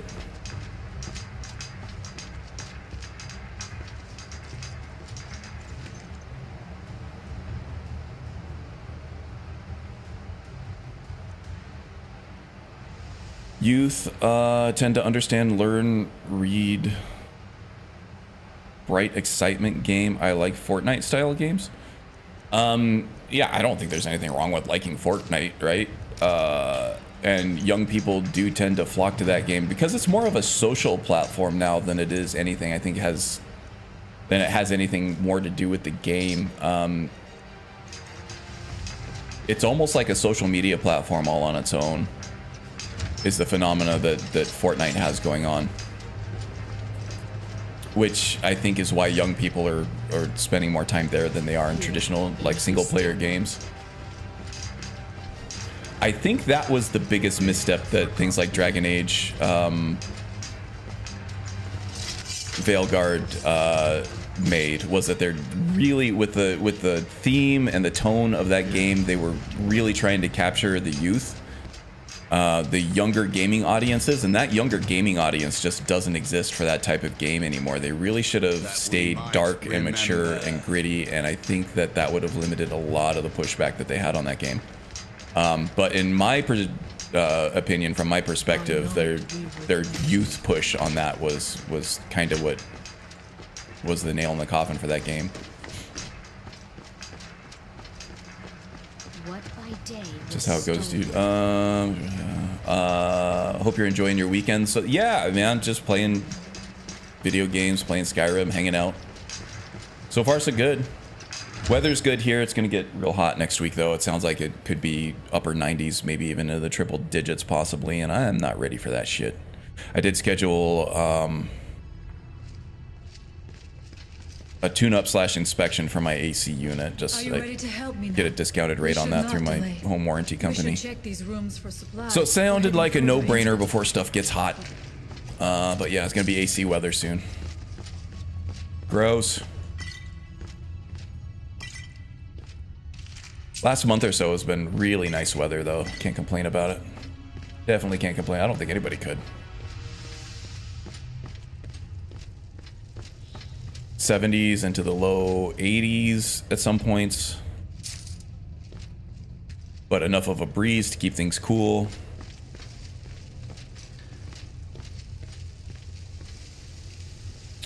Doing well. My issue with Morrowind is more lack of quest markers, even if it's marked on the map. Oblivion's quest markers worked for me perfectly. Yeah, so that's why I like things like iHUD in Skyrim, because if I need the extra help from the quest marker, it's up there. But with a hotkey, I can turn it off and just focus on the environment, which was what Morrowind was more about. So I see both sides of it, honestly. It's there's a lot of quality of life stuff that's in the newer BGS games that make the games more accessible on many levels, but they kind of made certain things that people enjoyed from Morrowind just sort of brain dead, right? You just if you're just following map markers everywhere, then you're not really interacting with the environment. Oh. God, these cultists are just gonna get freaking slaughtered by this high-level warrior here.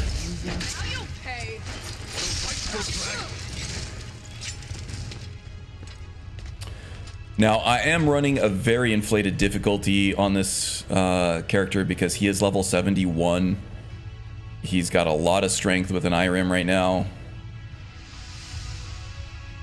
So, we are at 0.25% damage dealt, which is vanilla. We're at 4.75 times damage taken, which I could probably amplify this up a little bit. But vanilla legendary is at 3 times damage taken. So, we're taking quite a bit more damage than we would if it legendary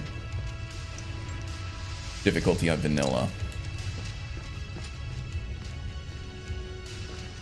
That's one of the neat parts about Wildcat, is that you can kind of tweak your own difficulty depending on how OP you've made your character, because with an IRIM you can make a very OP character, and then you need some way to balance that out a little bit later on. And an IRIM provides.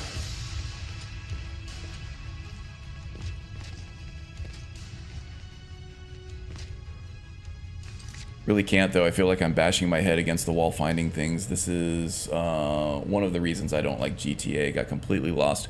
GTA 3 was the first 3D one that came out, right?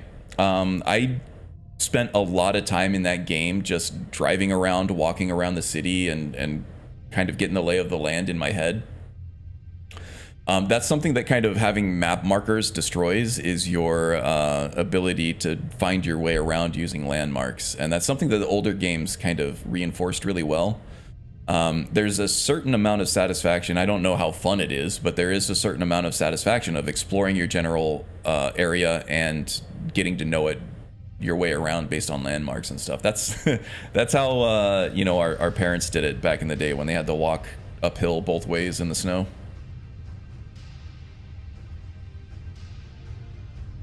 For a good game, gameplay, mechanics, quality of life, and story has to be good too. That's the thing, is a lot of people put a lot of weight on the story these days, and there's no way for a story to be good or bad. It's art, right? Somebody writes a story and somebody's going to like it, somebody's not going to. There's going to be a lot of license in how you interpret the story. Perspective on if a story is realistic or sympathetic or not, or just drivel, is going to be completely dependent on, you know, how and where you were born and raised and lived, your experiences in your life. For me, the story is completely secondary, but for a lot of people, it's very much top tier importance. But for things like, you know, gameplay, mechanics, quality of life, that's a little more solid. Like, you can say that's good or that's bad, but still there's a lot of preference there too. Youth are a problem, but us older folks tend to like slow story driven games plus massive area. It's just a generational thing. That's a qualitative thing. Saying that the youth are the problem is like, I don't know. I mean, our parents and grandparents thought that our generation was fucked up too. It's just human nature, right? It's the young people are doing it wrong, they're gonna fuck everything up, but we did it right back in the day. That's literally every single generation ever in human existence. And now you're doing it too. Gotta relax and play the game organically and do a lot of reading. Yeah, that's kind of what BGS world building was built off of, and they definitely lost a lot of that with Starfield, with their procedurally generated POIs and things like that. Funnily enough, Fallout 76 leaned very heavily into that, but that was not enough to save that game. It's just not enough. Disney and Fortnite, yeah, that's what I'm talking about. They really, and the romance stuff was much more butterflies in the stomach level stuff, where it all culminated into maybe a kiss, maybe you make out a little bit. But in the earlier Dragon Age games, those people were horny, man. They wanted to get it. Yeah, Magus is doing his own streaming today. I don't think he's mad at me. I mean, I've joined some of his streams and he's been very friendly. We've been interacting on Discord and stuff without any problem. Maybe he just wanted to stream today. That's fine with me. That's fine with me. I'm struggling with Oblivion currently, trying to stay focused on it. I found some graphics mods that keep it. Yeah, that's a problem for me too. Is going from one of the newer BGS games to one of the older ones. You really see a lot of those improved gameplay mechanics and quality of life features that they didn't have back in the day. They are important, man. They count for a lot. So going from Skyrim to Oblivion, if you're not really modding all of Skyrim's features back into Oblivion, it can be really hard to play. And it's the same way Oblivion going back into Morrowind. The same problem I had going from Fallout 3 back to like Fallout 4 back to Fallout 3 New Vegas with the Tale of Two Wastelands mods. I can't do it. The newer stuff is just, it's so much nicer to play than the older stuff. I mean, there were some things that the older games did better in terms of just like depth and dialogue and things like that. The story, you know, you might like the story of the older stuff better. you might not. For me, it's like, I don't know. It's kind of the same. Trapped in these cages. I didn't play a whole lot of Morrowind. I did play a ton of Oblivion though, and I think that the main quest and everything was better in Oblivion than it was in Skyrim. So there's a little bit of a trend there. But there were some side stories and stuff in Skyrim, and some environmental storytelling that was really, really good. And I think with a lot of BGS games, you can't really, if you're talking about writing, you can't talk about just the main quest line, right? You have to, the strength of the writing is in these small little side stories. It's like this random NPC that you're gonna find in this building that you had no reason to go into, but since you did, there's this NPC that's there and needs help with something, and then you get like this really cool little story that you can play through. And that's in Skyrim, that's in Oblivion, that's in Starfield even. It's just a matter of how much you like being in that world and in that game to find those things. Who's there? Was it worth the effort? It wasn't really that much effort, Freya. Ouch, okay.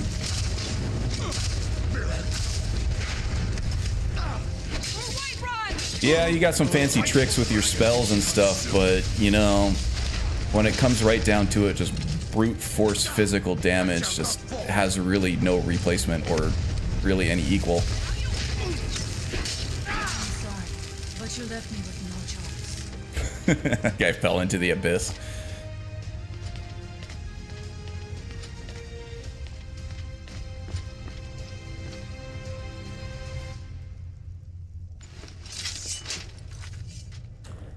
If I'm playing an FPS, I expect good gameplay, but if I'm playing Pokemon, I expect exploration and story. Unless you're playing a BioShock game. You know, there's a lot of FPS games that had a fantastic story.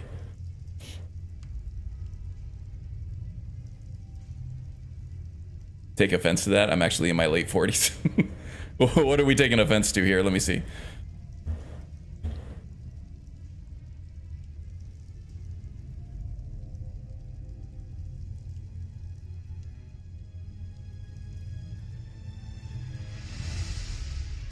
I mean, I'm all for exploration, but when I want to get stuff done, I want to get stuff done. For me to enjoy exploration, I have to like the environment and enjoy it. Yes, that's a big part of it. Just can't get into the graphics of Morrowind. That's a big sticking point for a lot of people. If you're used to these graphics right here, and then you go back to vanilla Skyrim, you're like, oh, huh. And it's the same, going from Starfield to Skyrim, you're like, these NPCs don't look great.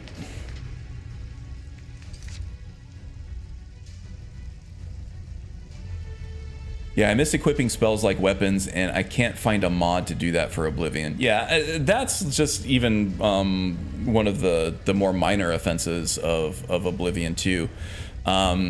When I tried to play again recently, I was playing an archer and a sneak archer actually, and it doesn't work as well in Oblivion as it does in Skyrim. That's for sure.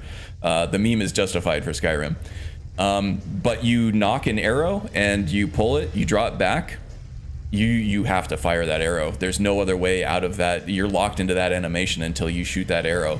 If you decide, oh, this isn't the greatest time to shoot this arrow, then in Skyrim you can sheath your weapons. You cancel that whole thing, and there's all kinds of stuff like that. Differences between Skyrim and Oblivion that just make it much more painful to play Oblivion than it is to play Skyrim. Most of the guild quests were honestly better in Oblivion. Yeah, I think that the Companions quest line versus the Fighters Guild line, and more specifically the college versus the Mages Guild in Oblivion. Oblivion did it much better. I think the Thieves Guild is close to on par with Oblivion, and the same with the Dark Brotherhood as well. I think they did those both really well in Skyrim. hard for me to pick a favorite between the two. But yeah, the Fighters Guild versus Companions, and then Mages Guild versus the College. It was just no contest. Oblivion had those. No problem. The story as aspect is kind of like a good movie or a bad movie. The story is secondary to it, but at least it has to be taken seriously for me to stay engaged. I have really enjoyed movies with bad writing, or what you would consider bad writing. B-horror movies are fantastic, but their dialogue is usually really stupid. The plot lines are usually extremely cookie cutter and very transparent, very thin. But again, with like horror movies, martial arts movies, you just need a very base, fundamental reason to fight or to be scared, and after that it's all about cinematography, all about how you're filming this thing, all about how you're setting up these scenes. It has very little to do with the writing and the story. So it depends on your genre, from both video games and movies. Vicious cycle of generations of old doing right and saying the later generation sucks is tail. Yeah, it happens it absolutely does. I remember the hate train for AC Unity when it came out. Now people love it. The same will probably happen with Shadows. Shadows has one major thing going for it that Unity didn't, and that is the quality of the game in terms of bugginess. There are no bugs in Shadows. Obviously, with any big open world third-person game, there's going to be bugs. I haven't encountered any. Unity was a big-ass buggy trash fire when that thing came out, and I think Unity and Origins both were, and people love both those games now. They took their time to fix it. It was after they fixed the game that people started to come around on it, but it's kind of like Cyberpunk as well. There was an absolute masterclass of a brilliant game underneath all the bugs. Some people could see it, some people couldn't, depended on the severity of the bugs that you were experiencing on that. But once they fixed it, it became an all-time greatest game ever, right? Black Flag is awesome. Yeah, Black Flag is the one people mention a lot too. I don't know if I'm gonna put Shadows on that level. I don't know that it's gonna have like a huge cult following like the rest of them, but I know that it's a damn cool game with you know, hot ninja action, lots of katanas and cling clang, sword parries, parkour, assassinations. It all looks good. It all plays really well. Birdemic, there you go. But that is probably an objectively bad movie that people still enjoy because it's bad, right? There are like the Room, I think, is another one. Honestly, I prefer. Let's see, I'm trying to catch up on chat here. There's a lot of lively conversation today. I love it. It felt like I was being compared to the younger generation in some of the conversation. Oh, I'm sorry. Yeah, I didn't pick that up, Ross. I think most of us are making fun of the generational thing than we are actually taking it seriously. I don't buy into the generational thing. I think, you know, the newer generation's always going to do things at least a little bit differently than the older generation, and it's their future that they're setting up, so why does it matter that much to me, right? I gotta live in it for a little while, but, you know, it's still their life versus mine. They're making their bed, you know.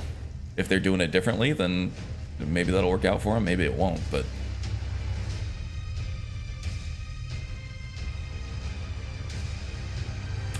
Honestly, I prefer the Dark Brotherhood from Oblivion, but then again, they're my favorite guild. I just don't like what Astrid did with them and wish there was more to them when you got them back to where they should be. Yeah, I mean that's fair. They just did the Radiant thing afterwards.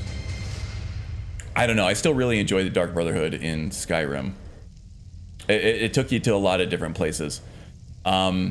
I think the big difference between Skyrim and Oblivion with these different guilds is that in Cyrodiil, at that time when that game took place, these guilds were all very, very well established and had a very strong foothold in their province. In Skyrim, they're kind of like, the college is kind of like its own independent entity. They have a certain niche cut out, but they're in a province that doesn't value magic and really is kind of scared of it. So that kind of separates them out and limits their scope a little bit. I thought the story that they told in the Mages Guild was really cool. I just thought it was just way too quick and kind of shallow. If they were able to, I feel like there was a lot of content that got cut out of that for deadline purposes. But that could have been a really cool story. The Companions quest line, again, not really, they had the strongest foothold out of everything. That was probably the most disappointing quest line out of everything in Skyrim, because they were this storied entity that probably, you know, should have had a lot more lore and a lot more happening in it than what did happen. As it stands, it was just kind of a vehicle to unlock master level trainers and to get you that werewolf transformation. And the whole Companions quest line was just all in service of that, and it was it didn't really respect the lore of the Companions as much as it should have, in my opinion. They should have really leaned into more of the Isgrimor, the history of Isgrimor stuff, than what they actually did. It was just all about werewolves. So that was the most disappointing. I liked the change of perspective that, okay, the Dark Brotherhood is all but destroyed, and now we have to save it. I do agree that it would have been nice to get more after you restored it. But yeah, there wasn't just a lot of foundational things to do any more real Dark Brotherhood stuff because of the story that they took. But I still think that the story of the Dark Brotherhood in Skyrim was good. I don't know if I like it better or worse than the Oblivion one, but same with the Thieves Guild. I think I actually prefer the Thieves Guild questline from Skyrim than Oblivion, but the Oblivion one was really epic with that heist to steal the Elder Scroll. That was really cool. The Room, yeah, definitely.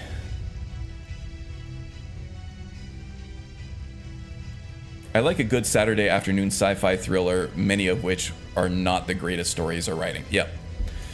Yeah, good or bad is completely subjective. If you're having fun with it and you're enjoying it, I would argue that that's probably not bad, even if even if the writing is terrible, right?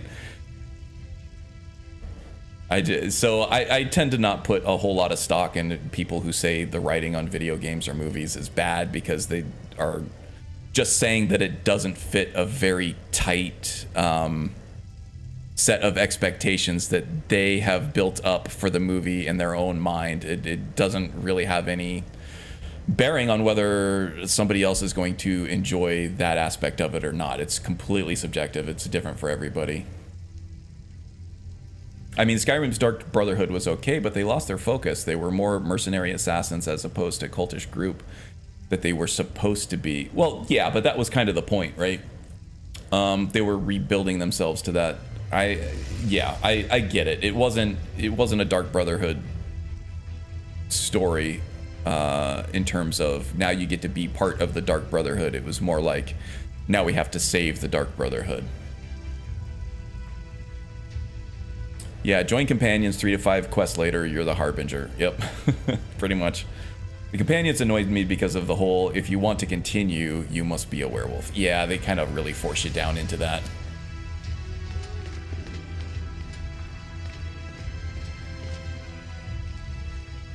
Man, 2 hours into the stream and we're not all the way through the Temple of Mirak yet.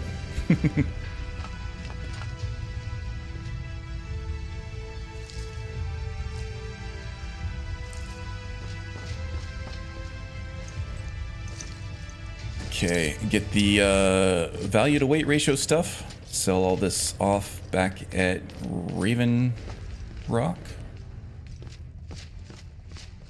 So one thing that's, I think I've gotten hit by the ability condition bug. I am running the fix for that, but I am running the rallying standard perk, but also the Warbringer perk. So whenever you draw a weapon or spell, it's supposed to automatically proc the rallying standard, which gives me a huge amount of armor rating and attack damage, but also for any followers in the correct radius as well.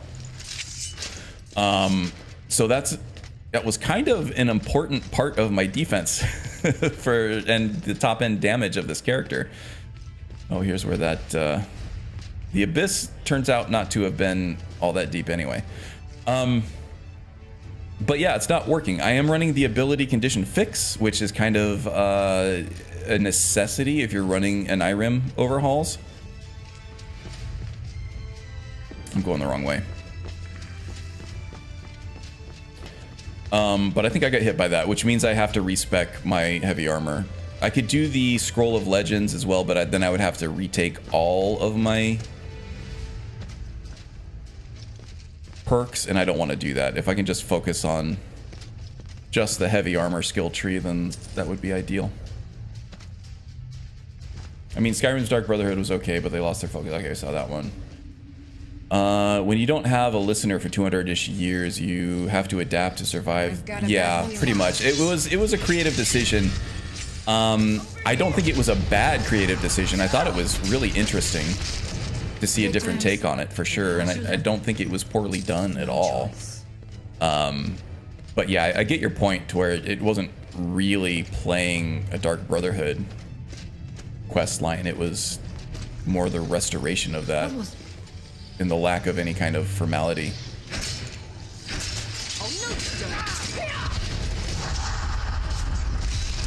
within that guild.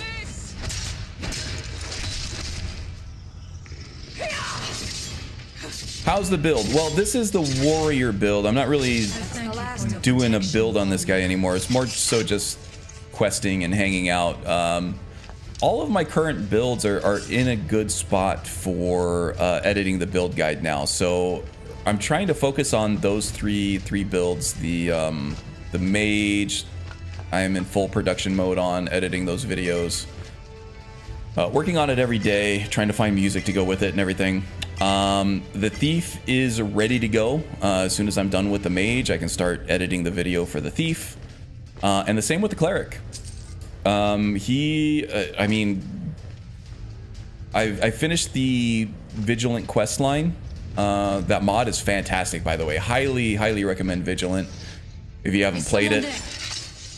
And it all works. And so it. But he's also like he's close to level 60 now, and I have enough of that playthrough to write a build guide on. So now we're just kind of going back and hanging out with previous builds, because right now I'm in footage gathering mode for all of those builds, and I don't want to not be able to use a cool moment or a cool scene that we see on stream in a build guide video. Okay, defense is holding up really well. There's another archer down here. Freya and Lydia should be able to handle the Death Lords out there while I take care of the archer. Didn't know that archer was so low level.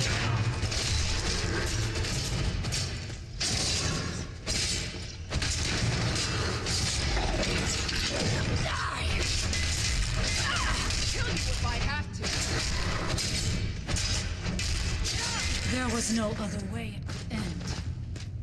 Wow, look at that. Still about 25% of my stamina left too, so stamina is holding up really well. Good.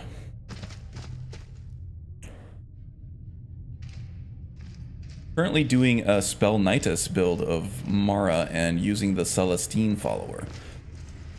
Oh, is that one of the new followers that came out on Nexus? I'm not really into followers all that much. I like the followers like Lucian and Inigo that add more to the game than just another follower. But you do see a lot of them, so people must like them. I do see some really good-looking followers too. They do have their own stories and stuff. It's just at some point I got to stop putting followers in my game and just work on overall balance and buildcraft. I'm not going down there. It would be wow, you foolish almost to went down think. there though. You have a much better chance than I to make it through these traps. All right, you guys chill out here. That lever turns these blades up. What are you doing, Freya? Okay. I thought she was walking right into those blades. All right, can I make it through this whole thing without getting sliced?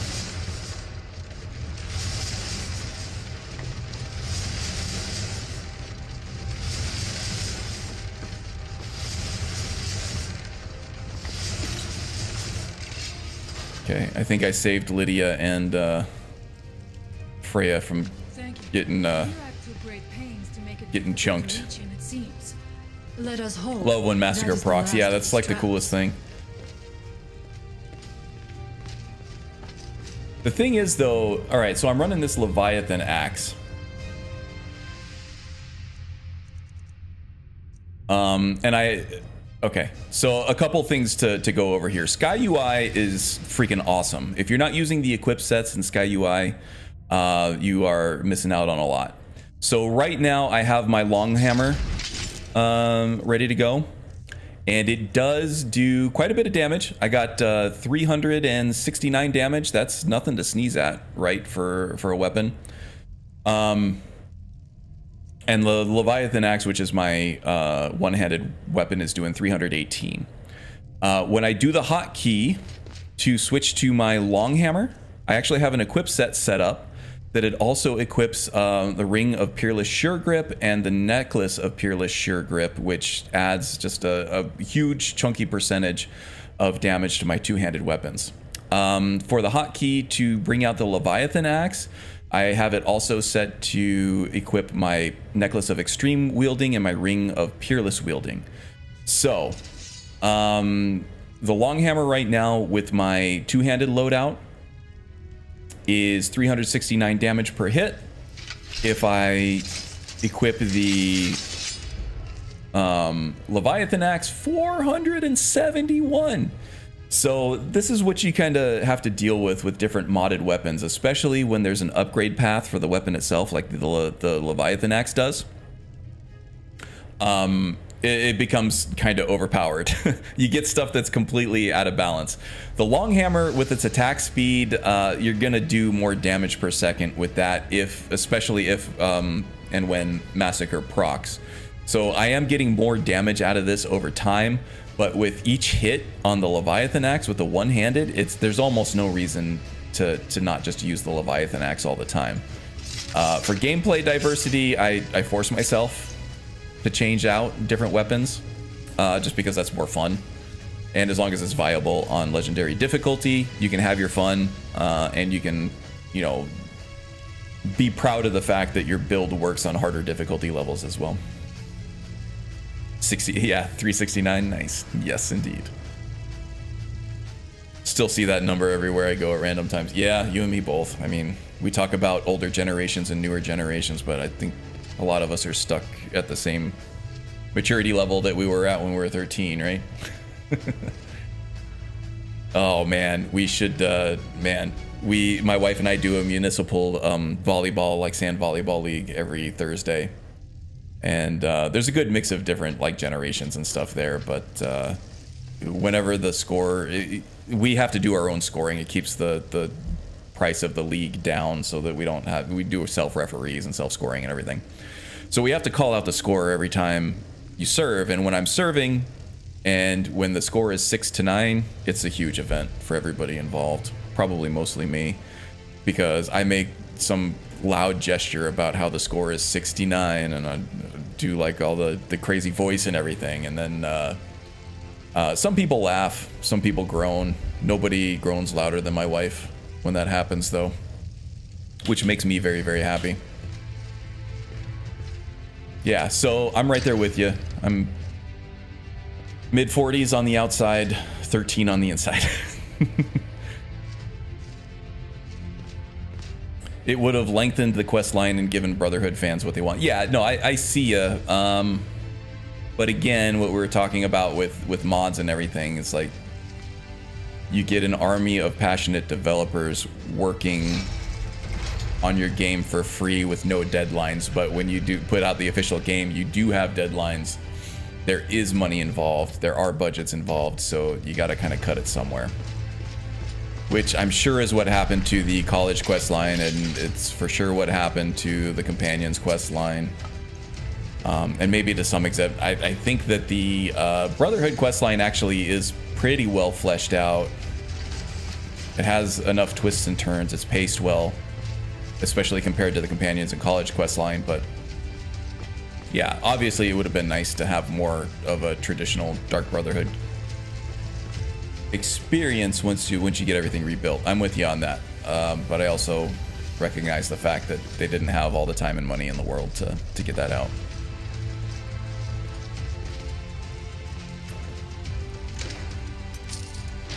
All right, we got some hidden treasures here, black soul gems. We will definitely take those. There was some necromancer doing some dark secretive things back in the secret room here, huh?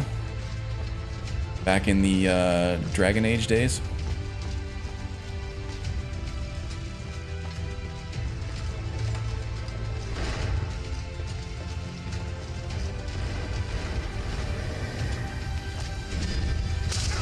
Ah! Am I dying? Ultimate healing for the win. Man, I was just talking about how strong this this warrior was, and man, just got blasted by a shock spell there.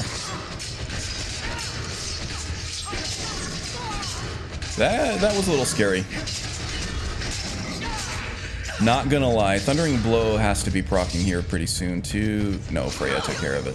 Freya and Lydia, the femme fatales. There we go. Man, Nord women are badass, right? They were modeled after real-life Viking women who were also quite badass.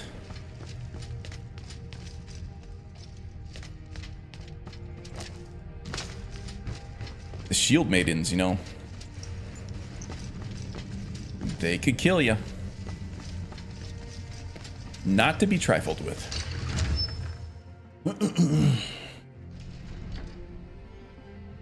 Spell schools I'm using is Conjuration, Bound Weapon perks only, Restoration, Light Armor, One-Handed, Mace perks, and Speech. Okay.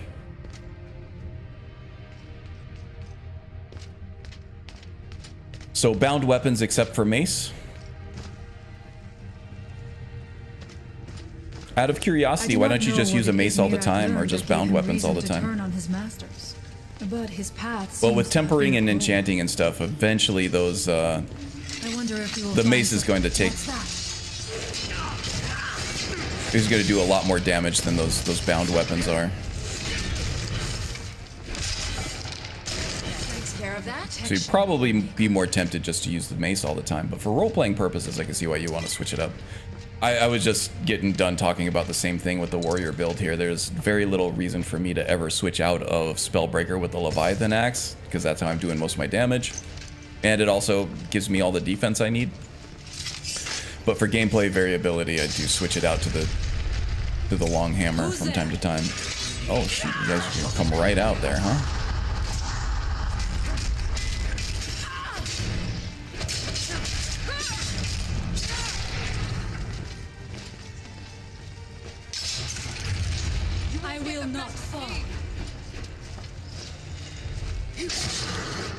This guy's leading us into an ambush, obviously. You know that, guys, right? Probably gonna be cultists down here. I gotta be ready with Spellbreaker just in case. Almost killed me last time not being ready for a big shock blast. Well, maybe you should fear death just a little bit more for you. That was pretty reckless. I'm sorry, but you left me with no choice.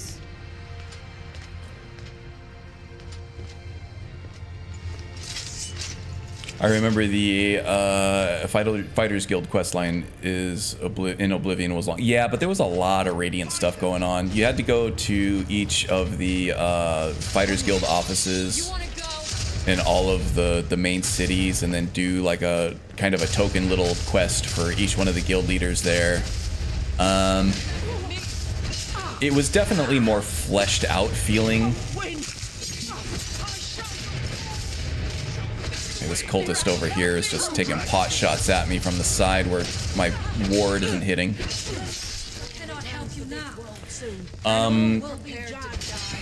So I don't know. I actually the companion's quest line in terms of the lore and everything that was explored, I kind of liked that better than the Fighters Guild quest line. But it just was not fleshed out nearly enough. I needed a lot more of the Ysgramor stuff than what we got.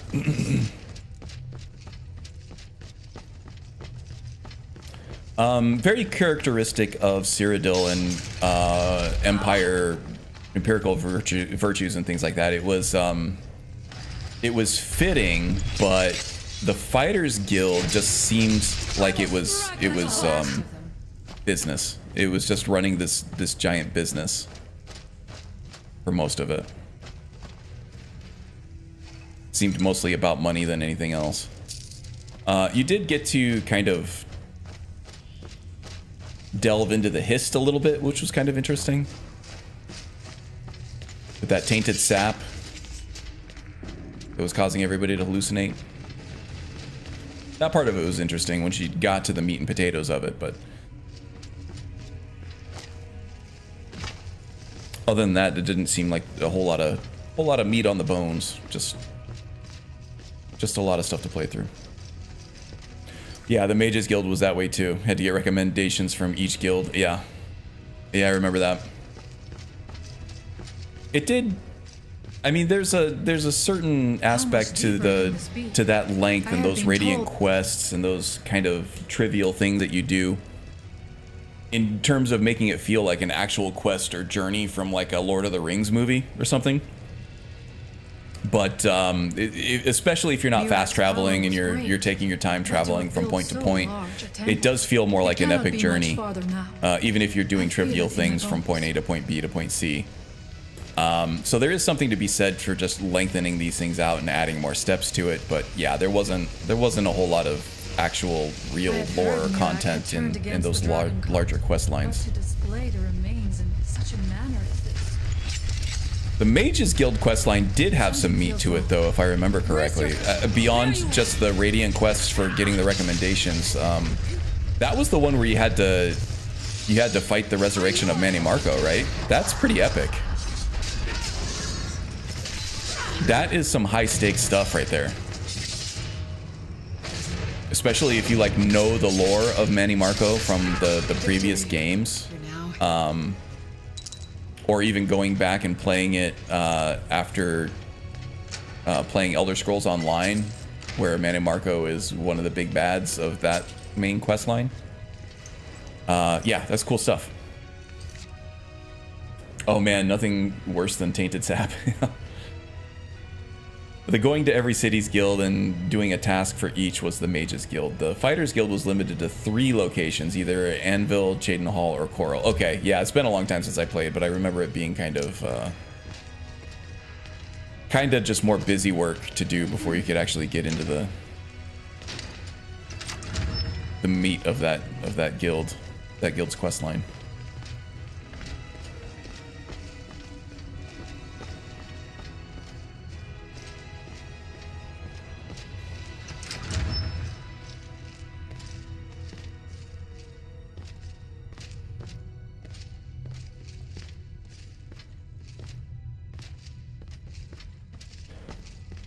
Speaking of things that Skyrim does better than Oblivion, level design. Each one of these dungeons are unique and handcrafted. In Oblivion, I think there were like 4 or 5 different dungeon layouts that they just copied and pasted throughout all the POIs, which is something that Starfield got completely lambasted for, but people didn't seem to mind so much in Oblivion. But going back now, like, the dungeons are all like the same 3 or 4 dungeons or 4 or 5 dungeons, and also the Oblivion towers, the Oblivion rifts, Oblivion gates, they were the same way. They were all copy and pasted too. I need to get in there. Here we go. But yeah, in Skyrim you have these like unique dungeons with unique layouts. The environmental storytelling on these are all pretty good for the most part.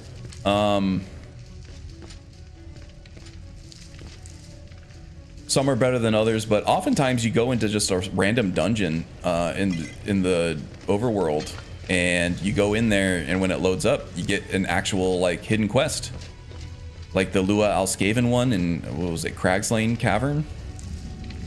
Oh no, that was the that's the one with the pit wolves. Maybe Crag Wallow Slope or something like that. I don't know. I don't remember. But you get the Ghost Blade out of it, which is not a terribly impressive weapon in terms of stats, but it is unique.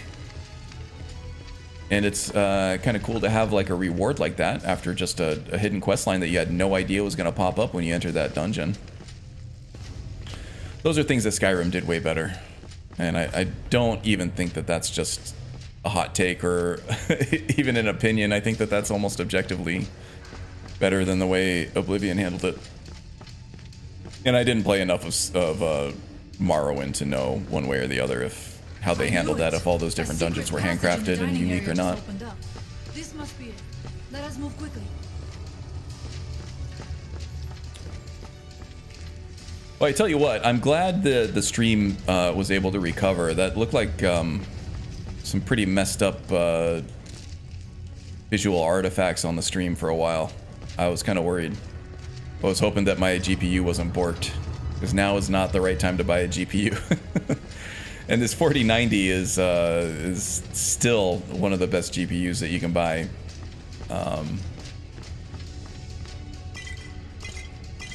It doesn't do the multi-frame gen natively on hardware anyway, but like the 5090 does, but it keeps pace pretty well with the 5090 on everything else. Hell of a lot better than the 40 for the 5080 then, for most purposes. That's for sure. How do I get down here? Oh, I don't think I do get down there. I wonder if there is something here that tells the story of Mirak. Well, something tells me we're about to find out what the story of Mirak is firsthand. Nothing but ruined books.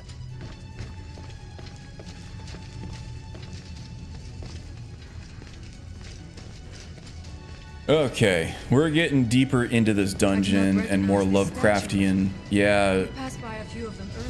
Freya's mentioning the statues and the artwork is changing to just a much more darker Lovecraftian It almost looks as if aesthetic these than statues come to life at any moment. anything from the Dragon era.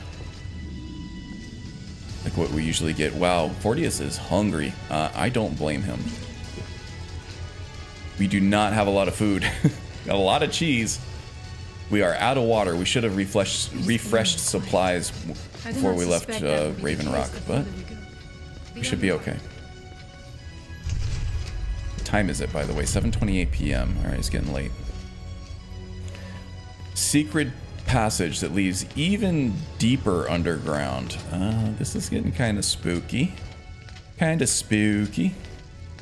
My character started out as a Vigilant of Stendar, but then she converted to a Paladin of Mara, and I started with a capped Magicka resistance. Okay. Using Obscure Magic and Adric Scepter. Okay. I see what you're doing there.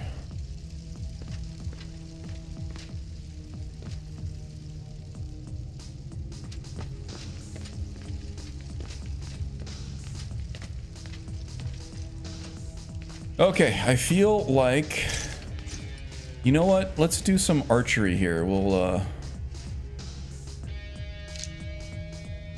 get the bone arrows out.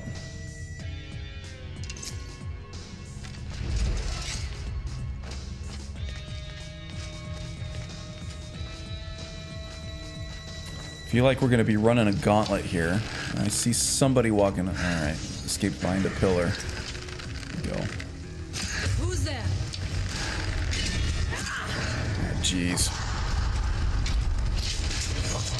Nicely done, Freya.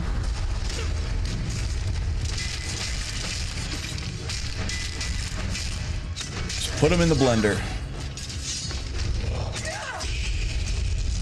Ooh, that was a spicy one.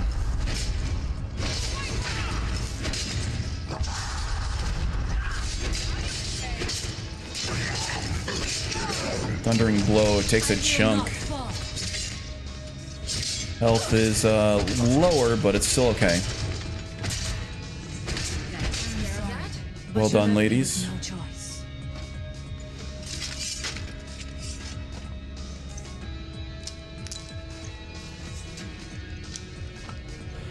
Yeah, now that my Vigilant mod is fully tested and working well in that other profile, I'm going to be able to start adding more mods to another profile and start working on other character concepts. And I saw that Ebony quarter staff there, and I'm really looking forward to my Wukong staff monk build. That's going to be a lot of fun to play, I think. I almost think I'm going to have more fun playing it in Skyrim than I am actually Black Myth Wukong. At least Skyrim runs better. But yeah, I have all kinds of ideas for it. Running around, lots of movement speed. Quarterstaves in Animated Armory are actually a lot of fun. They have a completely new moveset.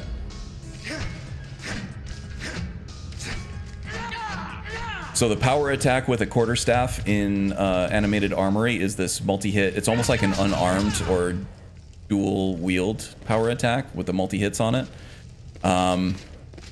Regular attacks are, you know, kind of shorter range, but then you get a long range forward power attack. Double hit there too. You still get your sprinting power attack like you do for everything else. That's very long range. Backwards power attack, double hit. Sideways power attack. Oh, let's see. You got to get some stamina back. Double hit there. Yeah, it's Black Myth Wukong is a very like combo stylish centric gameplay kind of game. So I'm excited to implement that in Skyrim. I think it's gonna be a lot of fun. I think it's gonna be a really cool looking and fun to play character as well. I haven't really explored a lot of the Animated Armory stuff. The whips are very unique as well. I feel like Fortius would be all about a halberd, but since he's not an enchanter, he gets a little more bang for his buck out of just improving unique items with powerful enchantments already on them. And none of the halberds are actually unique. The evil in this place must be rooted out. Okay, looks like we're getting ready to say hi to Uncle Hermie for the first time. There are dark magics at work here. Not just Ready Uncle Hermie, but Uncle Mirak also is going to be like the main one here. He's going to zap us with his Seekers, and send us back out, but we're going to get some exposition on here. So I'm going to read that black book, but I need to go refresh my beverage for the home stretch here for the last 40 minutes. And I can go a little bit long today if I need to or if I want to. My wife has a thing going on at I think 4 o'clock that I need to drop her off somewhere at. Give her a ride, but until then I think I'm pretty much free. But yeah, probably won't go much longer than the 2 o'clock anyway. But yeah, give me just a couple minutes. I'll be right back. I just need to refill my water and get some more caffeine, I think.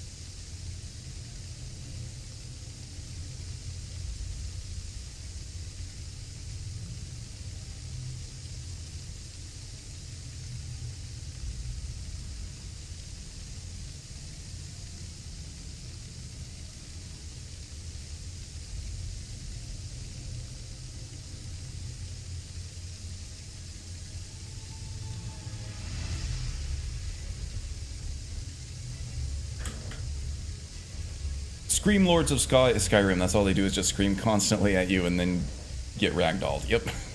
Pretty much. You're talking about the Seekers? The Screamers? My character started out as a Vigilant Ostendar. Okay, we talked about that. When's the video on that Sky UI equip load coming out? Optimistically, I think this coming up week, maybe. It's just that, work has been really busy. And then I've been spending time working on the mage build guide, but the equipment loadout video is coming next. That will be before the pure mage build guide. I'm just kind of in the process of writing it right now. I just need more time to do that and to record it. I feel like if I get just like 2 evenings to focus on that, that I'll be good. I'll be able to get that out in like maybe 3 days. But right now, all of my downtime, all of my me time is taken up with that new exciting game. So I've been spending a lot of my time in Assassin's Creed Shadows right now. Whenever you get your hands into a new game that you're excited for, you're probably going to spend a lot of your time there. And I am, and I will. But I wouldn't be shocked to see that by the end of next week. It's going to be a good one. I think that most people, the vast majority of people using Sky UI, are not leveraging these loadouts because it is not exactly intuitive on how to use them. Here we go. Who are you to dare set foot But they're extremely powerful, and if you're not using them, you're just... there's a huge quality of life mechanic there that you're just missing out on. So you have almost everybody who mods their PC game is using Sky UI, and these loadouts are really, really good and really, really cool, and most people aren't taking advantage of it. So I think it'll be a good video if it can get out there. I think PC Outcast has one. He was kind of like feeling his way throughout how to do it though, so it wasn't exactly super concise. I feel like if I can write something out that's easily followable, it'll do really well.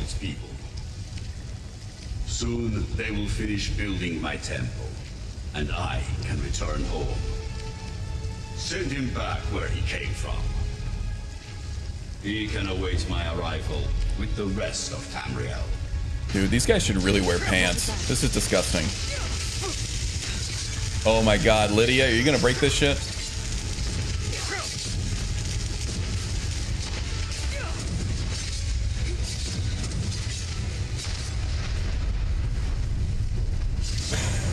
Okay, good. Lydia's a badass. You read the book and then it seemed as though you were not really here. Man, the lighting in this scene is really good. See through you. Really well done. I'm not sure. I saw Mirak on a dragon. Where? Where is he? Can we reach him? Can we kill him? Somehow reading this book took me to where he was. This is a dangerous thing then. A lot of dark magic. Return to my village and show this to my father. Perhaps Storm can make sense of what is going on. Sure, maybe some shaman wisdom here will help shine a light on the situation.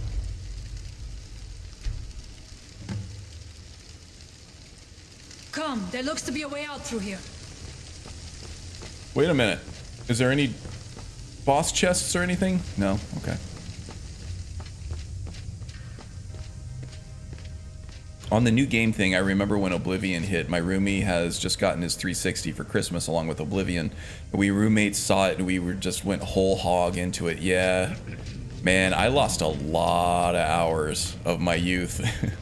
My ill-spent youth on Oblivion. A couple games did that to me in college. Probably made my grades suffer, but you know, all's well that ends well. I got through my degree and got a good job and living a good life now, but there were some decisions that were made with Diablo 2, World of Warcraft I did play a lot of, but it never really affected me like those other games, and Oblivion was a big one. They must be freed Actually, soon. Oblivion... No, Oblivion did come out while I was in college, but it was toward the tail end of it. I'd be playing it then as I was going to shut it down. One of the other guys would come in and be like, "Don't kill the Xbox. I'm going to log in and play." Yeah, but that's like Oblivion. I think Morrowind was like this too for a lot of people, where it's like, okay, I gotta stop playing here in 10 minutes. I just got to get to the end of this dungeon.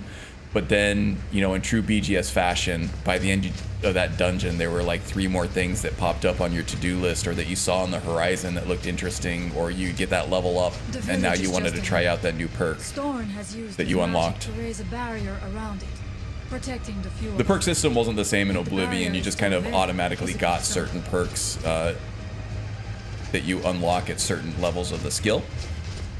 They really leaned into the perk system with, I think it was Fallout 3, wasn't it?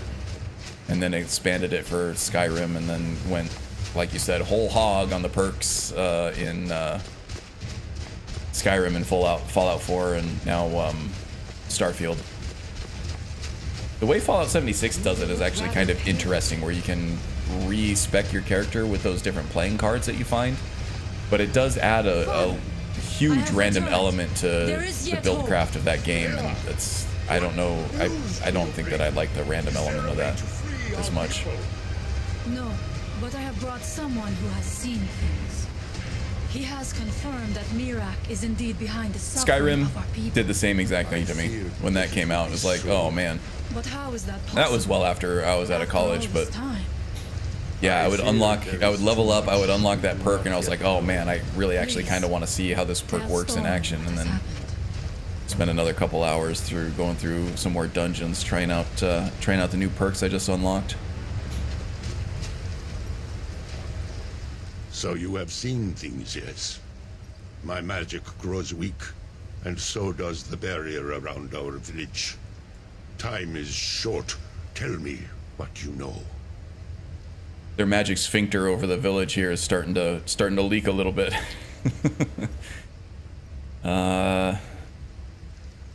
Mirak is behind what is happening to your people. How do you know this? Because I saw him. I read a book in Mirak's temple and went somewhere. Mirak was there. The legends speak of that place. Terrible battles fought at the temple. The dragons burning it to the ground in rage. They speak also of something worse than dragons buried within. Difficult to imagine. Yeah, Mirak was kind of a badass originally, right? Bringing the fight to the dragons, fighting against the tyranny of the dragons. He was strong enough to do it. He was killing dragons all the time, absorbing souls like nobody's business. And the dragons had it coming, right? But now Mirak's trying to replace the tyranny of the dragons with the tyranny of the dragonborn. I feel like it's kind of just a tale as old as time about how absolute power corrupts absolutely, right? Mirak did claim to be dragonborn. That is what the stories say. You are dragonborn as well, then. Perhaps you are connected. Well, if we're connected through this dragon blood, that would certainly be a strong connection, wouldn't it? I am unsure. It may mean that you could save us, or it may mean that you could bring about our destruction. But our time here is running out. The few of us left free of control cannot protect ourselves for much longer. You must go to Saring's Watch. Learn there the word that Mirak learned long ago, and use that knowledge. Bend will by any chance? Yeah, as much shouts as I've been unlocking throughout the course of this playthrough, when I started to get close to doing the Mirak, the Dragonborn questline, I always had one saved in the bank for this word of power here. I know that you do fight another dragon on the way, and if you need the soul at that point, then you get it. Otherwise, Mirak's going to come and steal that soul from you. But we're going to need 3 souls at some point. We're going to be contending with Mirak coming in and stealing them. Oh boy. Okay, we need some rest, though.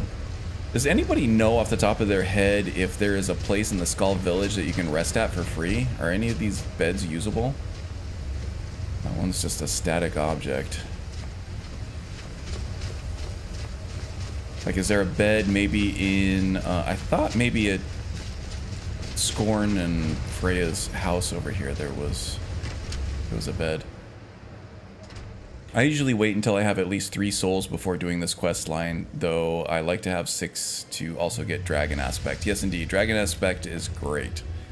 But yeah, ideally having 3 ready to go is the way to do it, so you don't have to try to hunt down more dragons, compete with Mirac for them, like I said.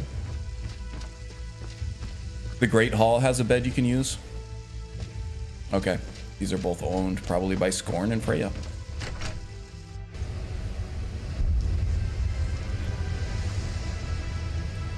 Main quest line, you'll get it for sure. The 6 dragon souls, yeah, you do, but you also that competes with all those cool shouts you want to unlock, especially if you're running Thunderchild like I am. There's a lot of alternate secondary shouts that you can unlock.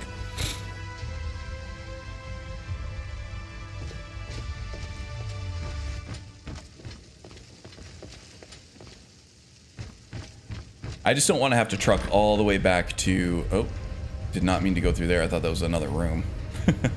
I don't want to have to truck all the way back to Raven Rock. Let's see. Do I have... I don't think I have any camping supplies on me. I do not. For being as rough and tumble as Fortius is, he would much rather buy a room at an inn than spend the night under the stars in the elements. He's an Imperial after all. He'd much rather be indoors and in civilization than out in the wilderness. Typically. Thunderchild's great. Nice combo as a mage I like to do is become Ethereal and Firestorm. Nice, yeah. Yeah, so become Ethereal is one of the best. Bed owned is one of the best shouts, vanilla or otherwise, because it enables so much. It will cover your entrance into a ritual spell. I'm not seeing any beds or bedrolls or anything in here. Tom, you lying to me?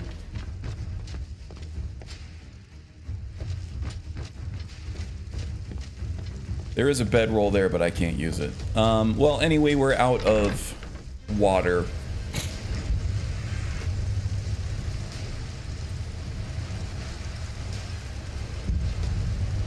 We're not exactly low on food, but we don't have a lot of odds. Sorry, in my game early, that bed is not owned. Okay, no problem. We probably have some kind of mod or something going on.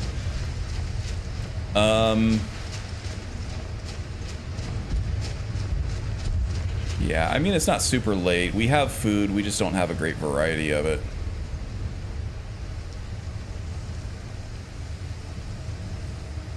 Alright, well, let's just hike it back to Raven Rock, I guess. I guess we could also go to Tel Mithrin, maybe, but I don't think that there's actually a bed unlocked there at first, either. Yeah, alright. I mean, Solstheim's not actually that big. It's not going to take us that long to get there. It's not super late. Oops, not the Thieves Guild hood. That's for selling stuff. I need the Fortius helmet. There we go. Alright, Lydia. You ready? Let's get a move on. We need to take the road to the left over here.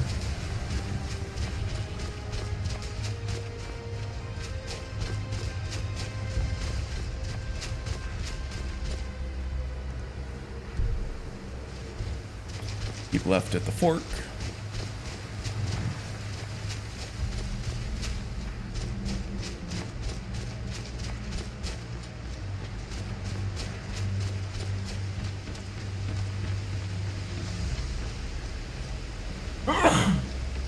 Excuse me. Yet to take my allergy pill today.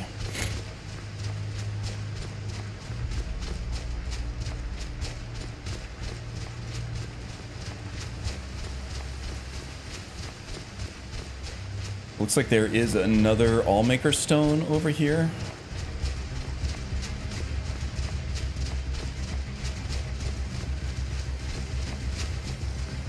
We don't have the Bend Will Shout yet to unlock it anyway, so we'll just get it on our map and then continue on.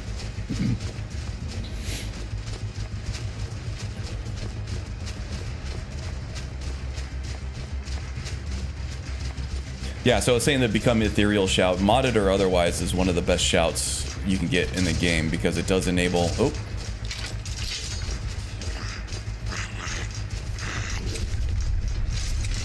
It does enable both entry and exit from precarious situations. All kinds of cool stuff you can do with that invulnerability. In the vanilla game, that is often to give you access to ritual spells, the master level ritual spells that take forever to cast, but can be quite powerful.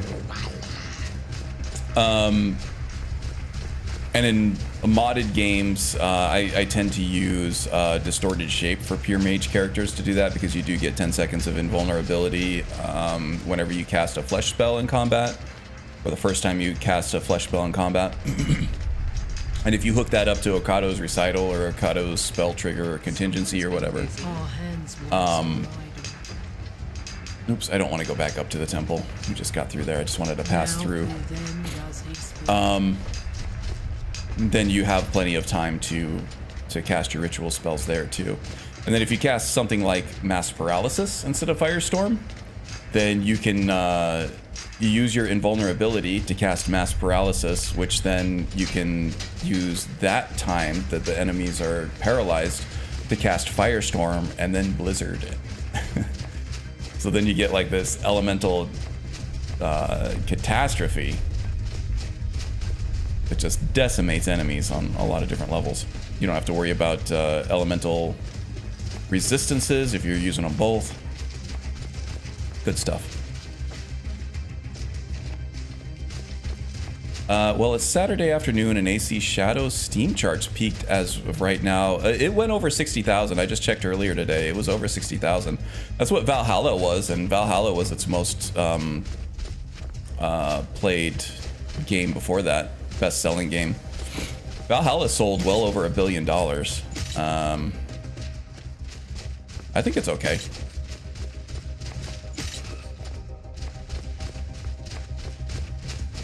Yeah, but you also gotta assume a lot of people are playing on console too. A lot more people are playing on console as well. Plus, I don't think it's peaked. By all measures, Assassin's Creed Shadows is doing quite well.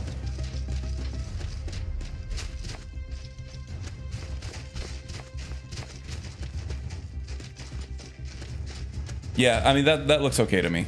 I don't have any. I don't. I don't think that's doom and gloom at all.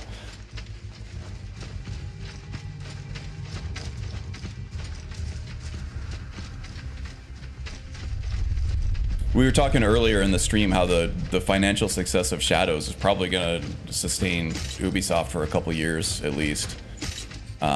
Now, whether or not that is actually going to improve the health of the company as a whole, that's another story. But AC as a franchise, the IP of it is still quite strong with the game. Whether or not it has the staying power, a lot of people fell off Valhalla because of pacing issues, and Shadows has definitely seemed to have addressed the pacing issues from Valhalla, so I would imagine more people will stick with it. But we'll see. Right now, I think all signs are pointing to that it's good. If you're following news outlets that are looking for things that are wrong with AC Shadows, then you're probably going to see different reports, but I think we have like over 2 million unique players right now that they're reporting, which if that wasn't good, they wouldn't be reporting that. I think Ubisoft is quite happy right now with how Shadows is doing. Oh, dude. That was hilarious. Journal of a Madman. They said it was impossible. They, not me, I knew. The book knew. It knows all, and I know all. All I need to know to fly, they laughed. The others were afraid. Don't even try, they said. They said it was impossible. They, not me. The book is filled with knowledge. The book fills me with knowledge. Secret hidden knowledge. My knowledge. I must hide the knowledge. Hide it away deep inside. I will eat the book. A page at a time. Slowly, slowly. I will become one with the knowledge contained on its pages. And in its pages, in me, the knowledge of flight. They said it was impossible. Ha! And this is why we're a pure warrior. Mages. Mages, am I right? Monster Hunter Wilds was at over 1 million peak first day on Steam only. That sounds, that may be across all console or all platforms, but on Steam only? What was that?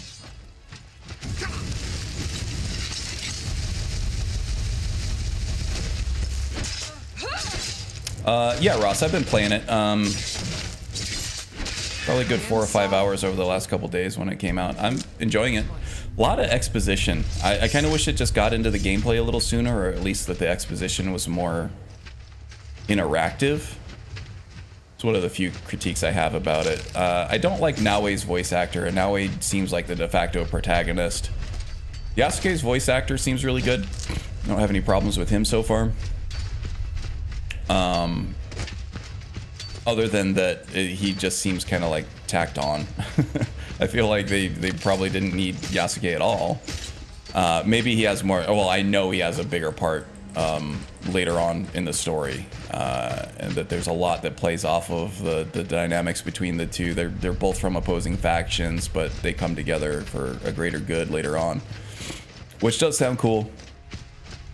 And I did really enjoy his gameplay, and as the game wears on, Ubisoft games, they don't tend to have a lot of story or a lot of staying power because they get repetitive and they get grindy, and they do have pacing issues like Valhalla did.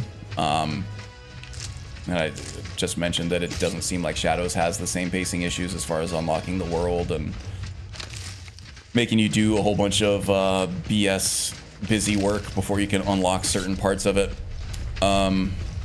That seems to all have been fixed in Shadows. Oh wow, these attacks are becoming more and more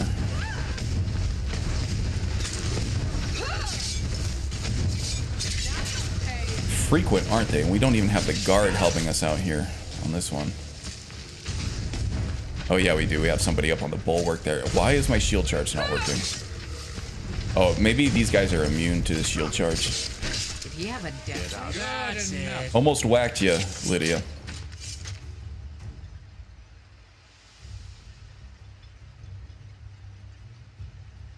It's team only.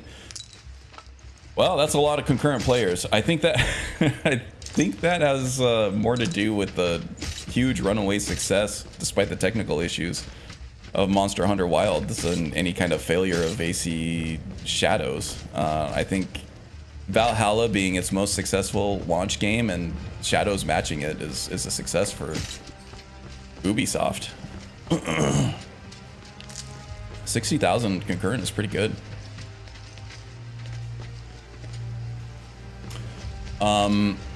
And let's see, I did read a report earlier today that on the PlayStation 5, it is this week it's only second to oh geez, what was it? Fortnite, I think, in terms of player counts. Fortnite was the only one that beat it, and Fortnite beats everything all the time.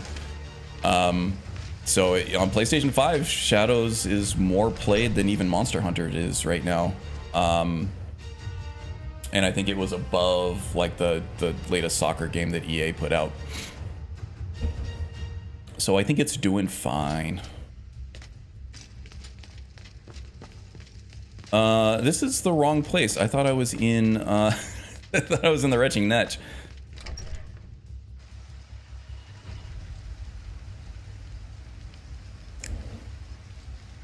Valhalla looked great. It was one of the games that went on my backlog. I just didn't have time to play it, but I love the Viking aesthetic.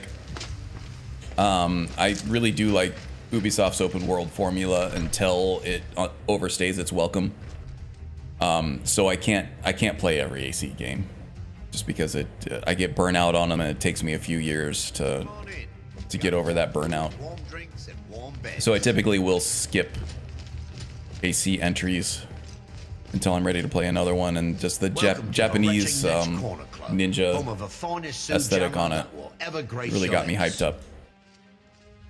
Got me back in the mood to play it. All right. You're not gonna give me water? It's yours for a day. So where do you... Yes. Skyrim. I understand. Born and raised. Have any kinfolk? The mine's Just a open, brother. people are Lives buying in drinks, Wisdom. and I'm You're not making gonna fill my ways. water for me. Okay, like do you have any those water off. for sale? Here, blacksmith. You don't have anything for sale. Nah. I can't buy any food from you? Finds What the hell things are you people doing? Looking for.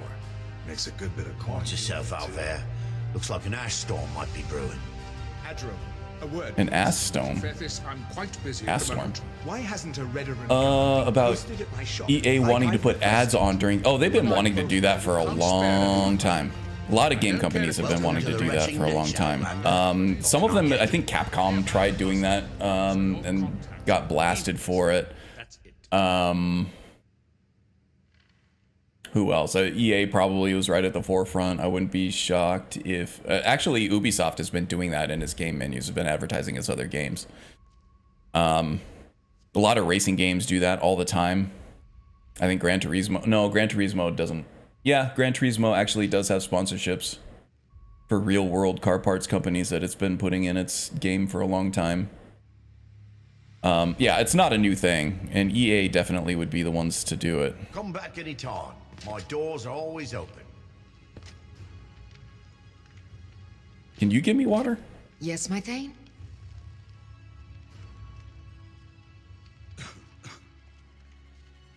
Geldis, I want you to let me know if you see Drayla with Captain Veleth. I don't trust him. Do let Might me have to know, head back sir. out to the Feathers. Skull When are you Village. gonna let her go? He's twice her age and they barely know each other.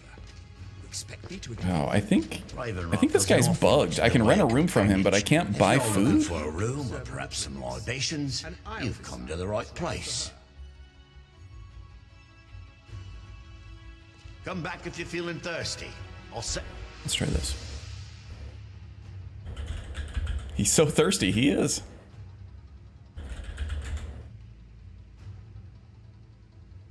Your actions here have Where'd you go, been a Geldis? blessing to us all, Sergio.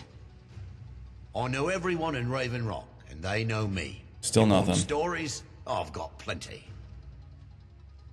The finest sujama to cross your lips, friend. My own personal formula that I call Sadri's Sujama. In fact, I've just added some new ingredients to the mixture that I think makes it taste better than ever. All I need to do is get the word out that it's ready. Nobody ever tried to hide that Dragon Age Veilguard was flopping. I don't think. People like games, people don't like games. If people like games, it doesn't mean they're... Take these samples of the Sujama gaslighting anybody. and spread the word. If you get rid of all of them, there's something extra in it for you. The journalist did, dude? What kind of conspiracy theory bullshit are you getting me on here, Silent Echo?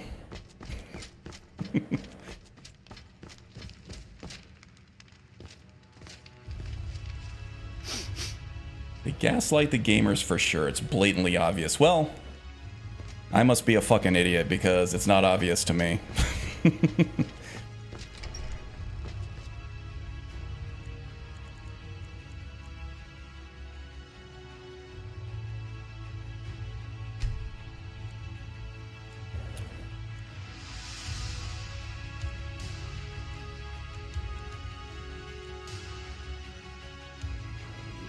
Super obvious. Can't believe you can't see it.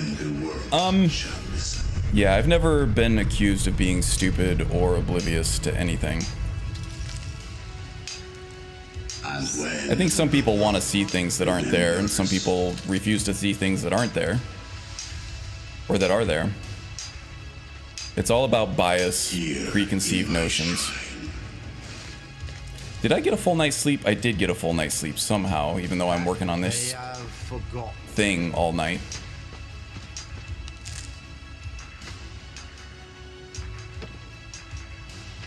The reviews say it's an 8, and look at the numbers when the community knows. Okay, so what numbers are you talking about? Are you talking about player counts? Player counts are something that you can't really go on. It's not really indicative of quality. It's more indicative of the amount of games that are coming out at the prices and the amount of money that people have to spend on new games and the amount of time that people are spending playing new games. I think it's, I don't know. It's finding any kind of evidence that goes to your preconceived bias and using it as evidence to make some point.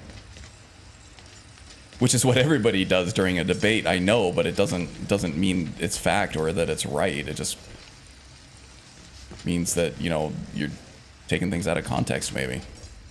Avowed is, yeah, there's tons of people who love Avowed. It looks really good to me. There were those comparison videos of Oblivion versus Avowed that were just complete bullshit. They were just 100% complete bullshit. They were showing everything that Oblivion did well and everything that Avowed didn't do well, but then they were taking Avowed settings way down.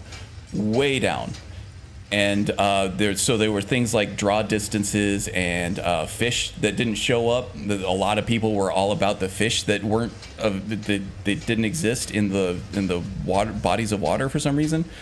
But then if you turn the settings back up, the fish are there. They're there. It's just a blatant fucking lie. Those videos are so stupid. They don't tell you anything. It's just biased bullshit.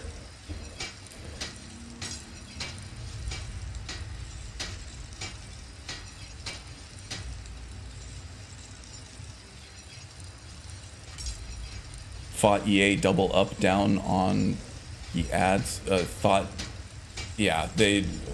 suck. Avowed peaked at 9. Well, Avowed's more, they're not really a AAA studio.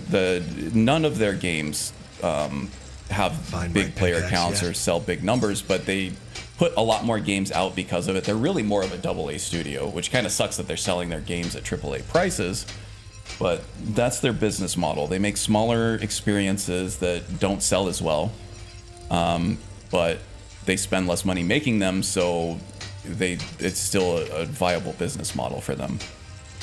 It's fine. Their player counts are never going to be the same. It doesn't mean the game is bad. It means that it just doesn't have the reach that a bigger AAA game has. From what I've seen of Avowed, it looks awesome.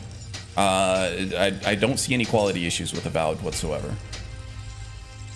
Steam charts look Skyrim. It's 14 years old and has higher peak than these new slop games. People had more money back when Skyrim came. Well, I don't know that people had more money, but they had a lot less to play. Skyrim was the open world fantasy RPG. They don't make AAA games. They're nowhere near the scale of other AAA games. If you put Avowed up against Skyrim, there's a lot more to do in Skyrim than there is to do in Avowed. It's a smaller game. It's a much more limited scope. They're called AAA, but they don't really compare to the other games. Look at the like to dislike ratio on their respective YouTube channels. That's easy to fake. Read the comments everywhere. Yeah, again, people who enjoy their stuff are not gonna typically gonna go into the comments and white knight for their games. They're just gonna enjoy their time with their games. It's the angry people who don't like it who are gonna be the loudest. Avowed looks like a game made by 10-year-old girls in 4th grade. Those would be some really fucking talented 10-year-old girls in 4th grade. Really talented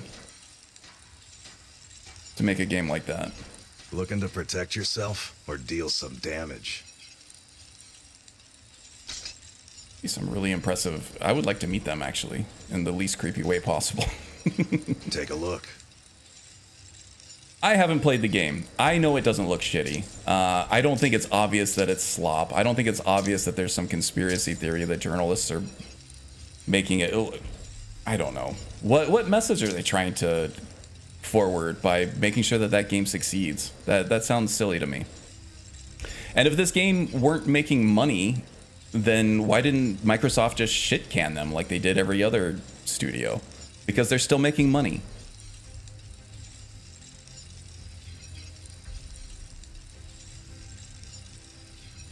I didn't really watch a lot of reviews on Avowed. I know that the Metacritic score is pretty good. But mostly I'm watching the discourse on the game, and I'm on Discord, on Reddit. I'm seeing a lot of people who really like the game. A lot of people who really like the game. Or that there's a lot of good stuff there.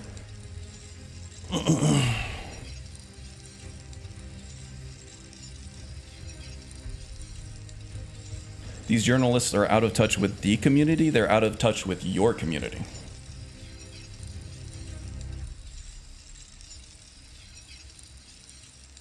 Look at Rotten Tomato reviews between the critics and the audience scores on some movies. You'll see how...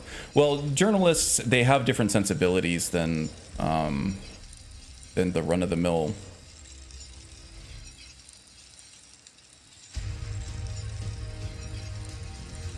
run-of-the-mill moviegoer. The general movie-going public has a much... like I said, different sense of sensibilities. They are looking for certain things. And again, the people who don't like something and are angry about it are going to be much more motivated to go online and rant about it than the people who enjoyed something. For critics, it's their job. They have to go, watch everything and give their opinion on it. And yeah, I think it would be naive to assume that there wasn't some like underhanded shit going on there that, people pay for reviews or whatever. So I don't look at the review score. I look at what the reviewers are saying about it. Because in my experience, reviewers put way more weight on the story and the writing than I do for a game. If I think a game looks interesting and I see that the game got a 6 out of 10 or something, I'm like, oh, okay. And then I'll actually read or watch the review, and they're talking about how the writing sucks. And again, the writing is just completely subjective. So right then and there, when they say the writing sucks and they don't say why the writing sucks, they just say the writing is bad, then I know I'm probably gonna like the game. So yeah, the numbers are kind of meaningless. It's what they're actually saying that makes it worth it or not. And in my opinion, reviewers actually are skewing low on these games, not high. They're skewing low. At least the reviewers that I subscribe to, because they're usually the most thoughtful, most thought out, most well-spoken people on YouTube and in other places that are actually reviewing games, which is why I subscribe to them, even though I oftentimes, more often than not, disagree with their assessment of the game. I still subscribe and listen to their videos because there's value in those well-formed thoughts.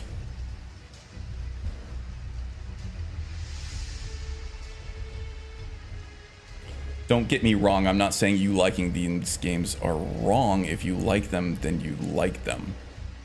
Yeah, but you're saying I like bad games that are obviously bad, right? That's a personal that's kind of a personal attack.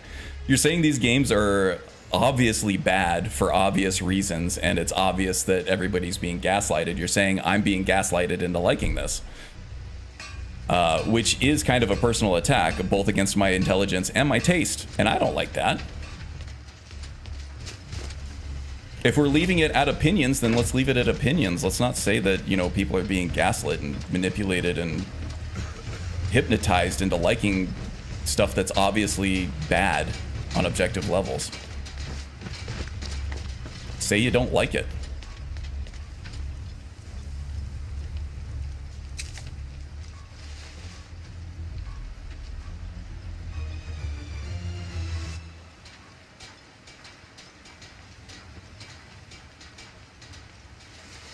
Most viewers say new games are trash until they actually update the game. Yeah, sometimes. Reviewers have to... They play games that are not ready for release all the time because they have a preview window on it, right? Before it launches.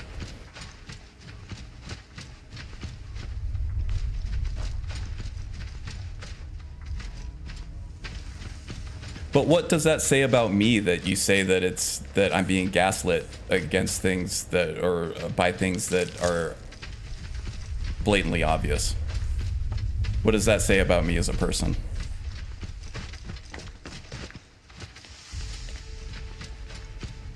And how pissed off would you be if I said the same thing about you? Just throwing that out there.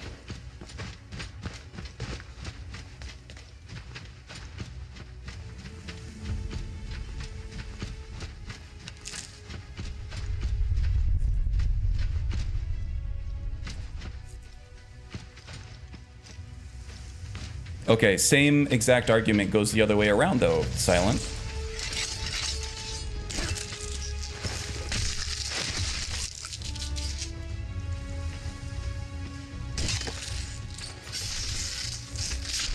Victory.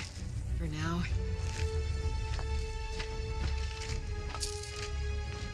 If I were to say it's completely and blatantly obvious that we're not being gaslit and that reviewers are just giving their opinion on games and that people are liking these games because they're good, not because they're being manipulated to like them, and that anybody who thinks otherwise is just being gaslit and manipulated into thinking that way, would you be pretty pissed off about that? If I was saying that you were being gaslit into thinking that these games are trash and that people are liking them because of what journalists are doing to them?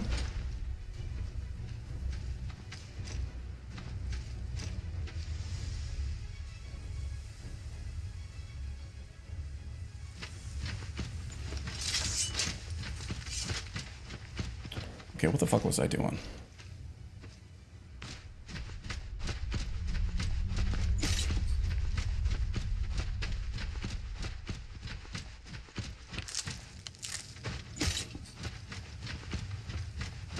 Bandits are cowards.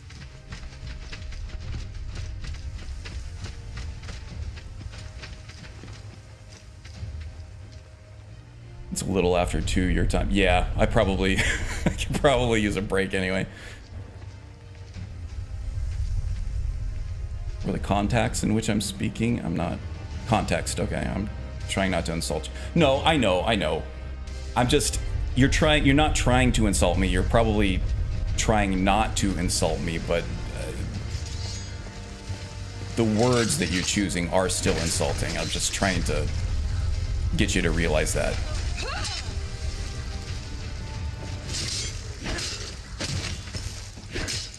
That's the last of them. I mean, when now we're getting into belief territory, right? And belief is going to completely stomp out any kind of factual evidence on anything. If you believe that the game journalism industry is working as a machine to gaslight gamers into buying games that are bad, then nothing I say is going to change your mind on that. But if I believe that that is a conspiracy theory, then there's nothing that's going to change my mind on that either. What was that? Come on! But the bottom line is personal experience, right? If I play these games and they're good and they're fun and they provide a good value to me, then I'm not being gaslit. That's my experience. That's not somebody else telling me the game is good. That's me playing the game and saying, hey, this is pretty good.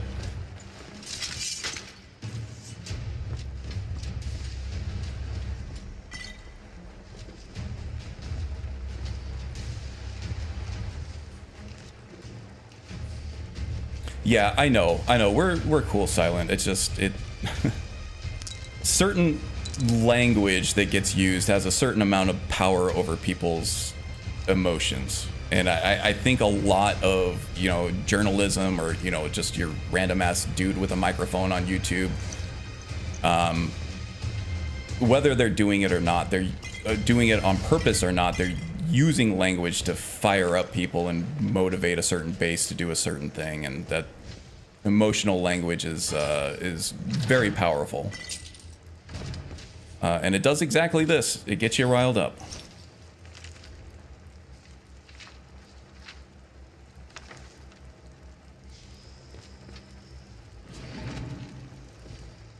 Okay, I think I get maybe a resonance gem in here somewhere.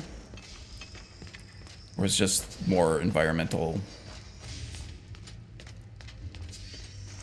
See that on all sides of any communicational spectrum. Yeah. It's a problem.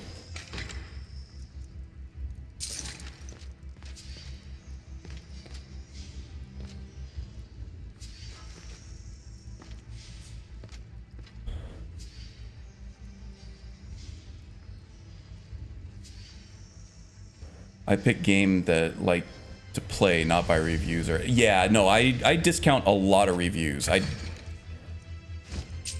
The reason I will look at a review, and I don't do a lot of them. If the game looks interesting to me, I will discount anybody's opinion about it because I'm probably gonna like it, and other people's opinions are not going to be my opinions. And in fact, I disagree with many people's opinions.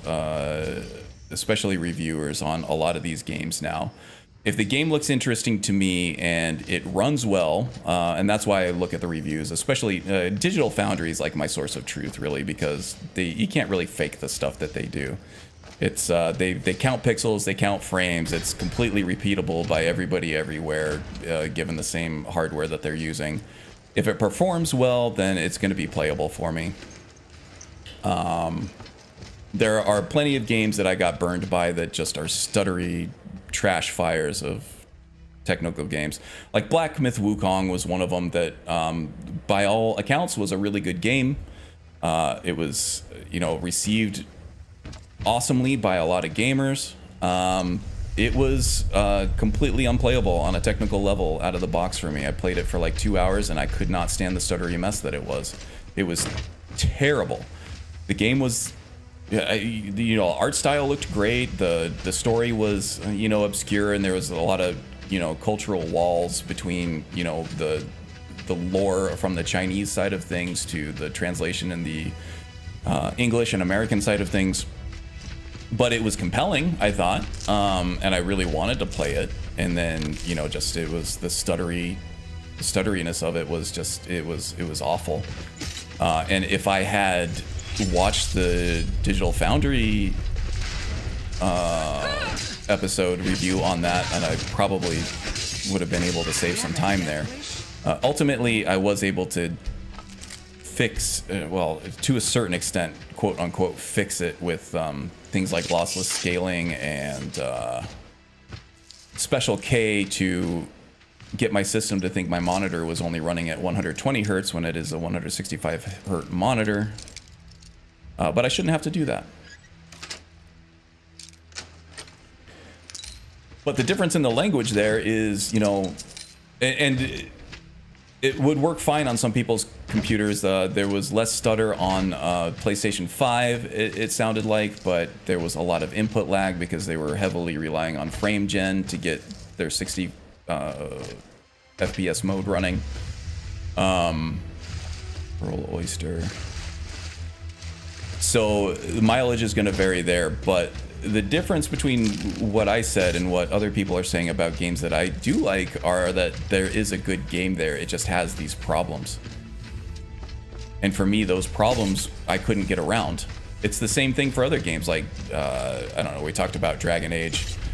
That game on a technical level was damn near flawless. It ran perfectly out of the box. It looked great. The art design, which is a subjective thing, you might not like the Disney aesthetic. I personally didn't mind it, but I did vastly prefer the aesthetic of the previous games. Yeah, there were problems with that game, but there was a good game there. It's a good game. It was fun to play. The character building was good. The story was fine. I didn't have a problem with the story at all. There was a lot of holy shit moments in the game that had my jaw dropped. It was a good experience overall. Same with AC Shadows, and same with all the other games that I play that you would consider mainstream trash.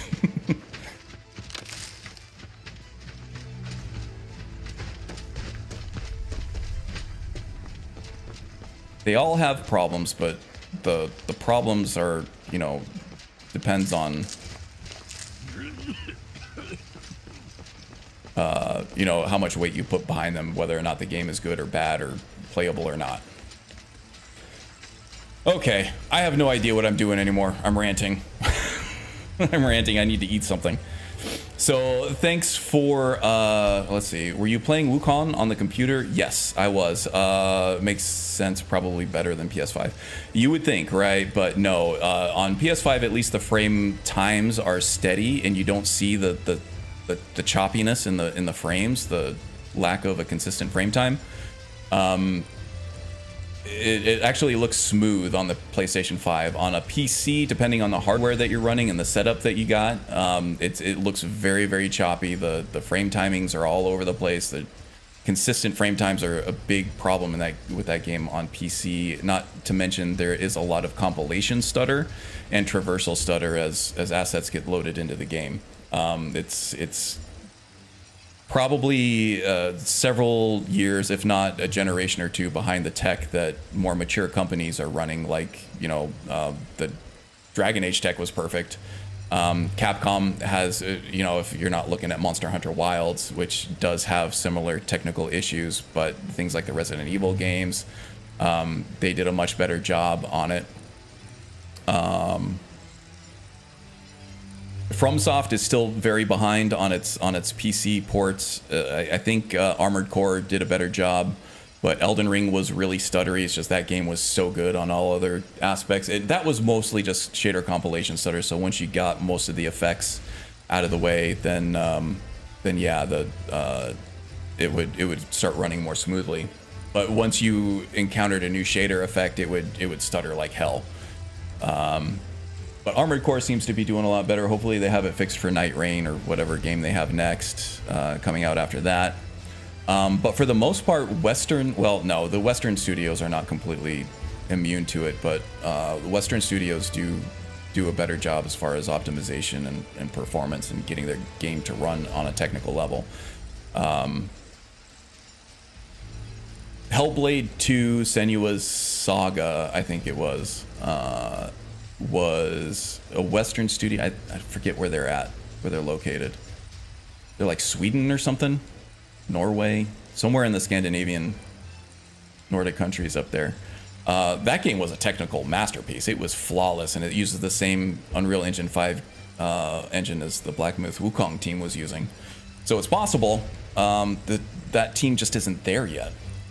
So I look forward to seeing if they can improve on it in their next game, or if they just, you know, are resting on their laurels and seeing that people are gonna be able to look past those performance issues. And also the performance stuff and frame timing issues, some people are more sensitive to it than others. I have gotten to the point now where I can very clearly see the difference between 60 and 90 frames. Most people in the world can't. There are a good amount of people who can't even see the difference between 30 frames and 60 frames. 30 frames is unplayable to me, but a lot of newer games, especially the Unreal Engine 5 games, are targeting 30 frames per second, and anything higher than that is going to look choppy. And I think that's where Black Myth Wukong is at. They haven't figured out how to get consistent frame timings above 30, above 60 that looks smooth. Hopefully they figure it out, because they are a talented studio for sure. Baldur's Gate 3 is awesome. Yeah, I've been, there's just not enough gameplay in it. I have to be in the right mood to play Baldur's Gate 3. I still have it installed on my PC. And I play it every now and then, but I tend to need more video game action in my games. See, Baldur's Gate 3 is modern slop done correctly. I don't I don't know what your definition of slop is anymore, because these are all really high quality games. Karn, go eat. We don't like you grumpy. Yeah, I don't like me grumpy either. The PC pre-built I'm going to buy is going to play BG3 in 4K at 100 frames. Yeah, that's a game that the FPS doesn't really matter on, though, I think. That is true with the optimization thing for Western games. Also, this game called Hell is Us looks pretty good. I've heard of that one. That's probably good.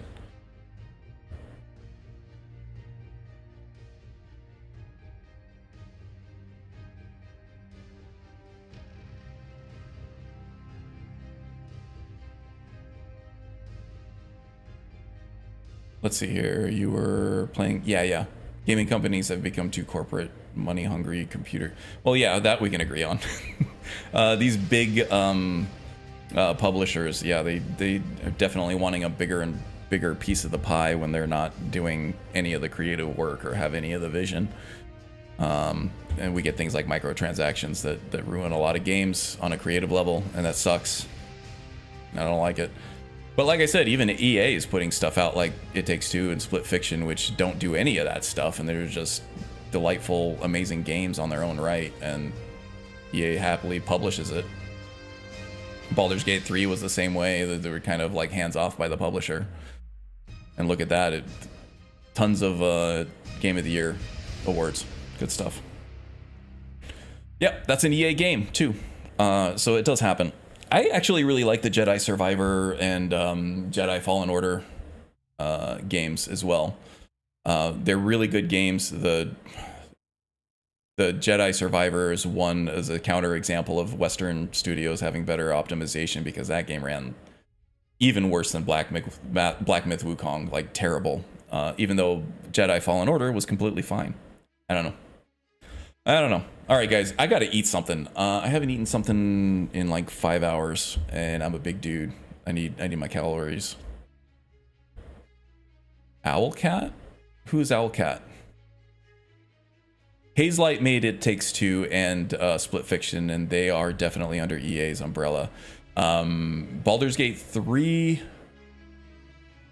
is not under EA. Absolutely, I did not mean to insinuate that they were, but yeah, I don't know who publishes for the Baldur's Gate game studio. Owlcat is the creator of BG3. Okay. Yeah, they're definitely not under EA. But they both were Game of the Year.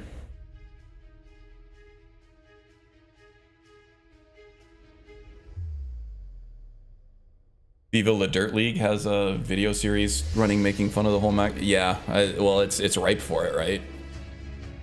It's some stupid shit that nobody likes. Except for the people who don't mind it, and they're the ones that are funding these big publishers. Larian is the studio, that's right. I couldn't think of the name, but yeah, Owlcat, it does sound familiar, but I don't think... Maybe it's like the publishing umbrella that they use to put the game out? I don't know. But yes, Larian is the... they made Baldur's Gate 3, they also made... oh, what was it? The Divinity games? They kind of follow the same CRPG formula. Yeah, Larian, they're good. They're awesome. They're not beholden to a publishing company, at least one like EA or Ubisoft or what was the other one? The Rockstar one, Take-Two. All right, that's it for me, guys. Take it easy. I'm gonna eat. You guys enjoy the rest of your weekend, and I will see you next week. All right, see you guys. I don't remember how to turn this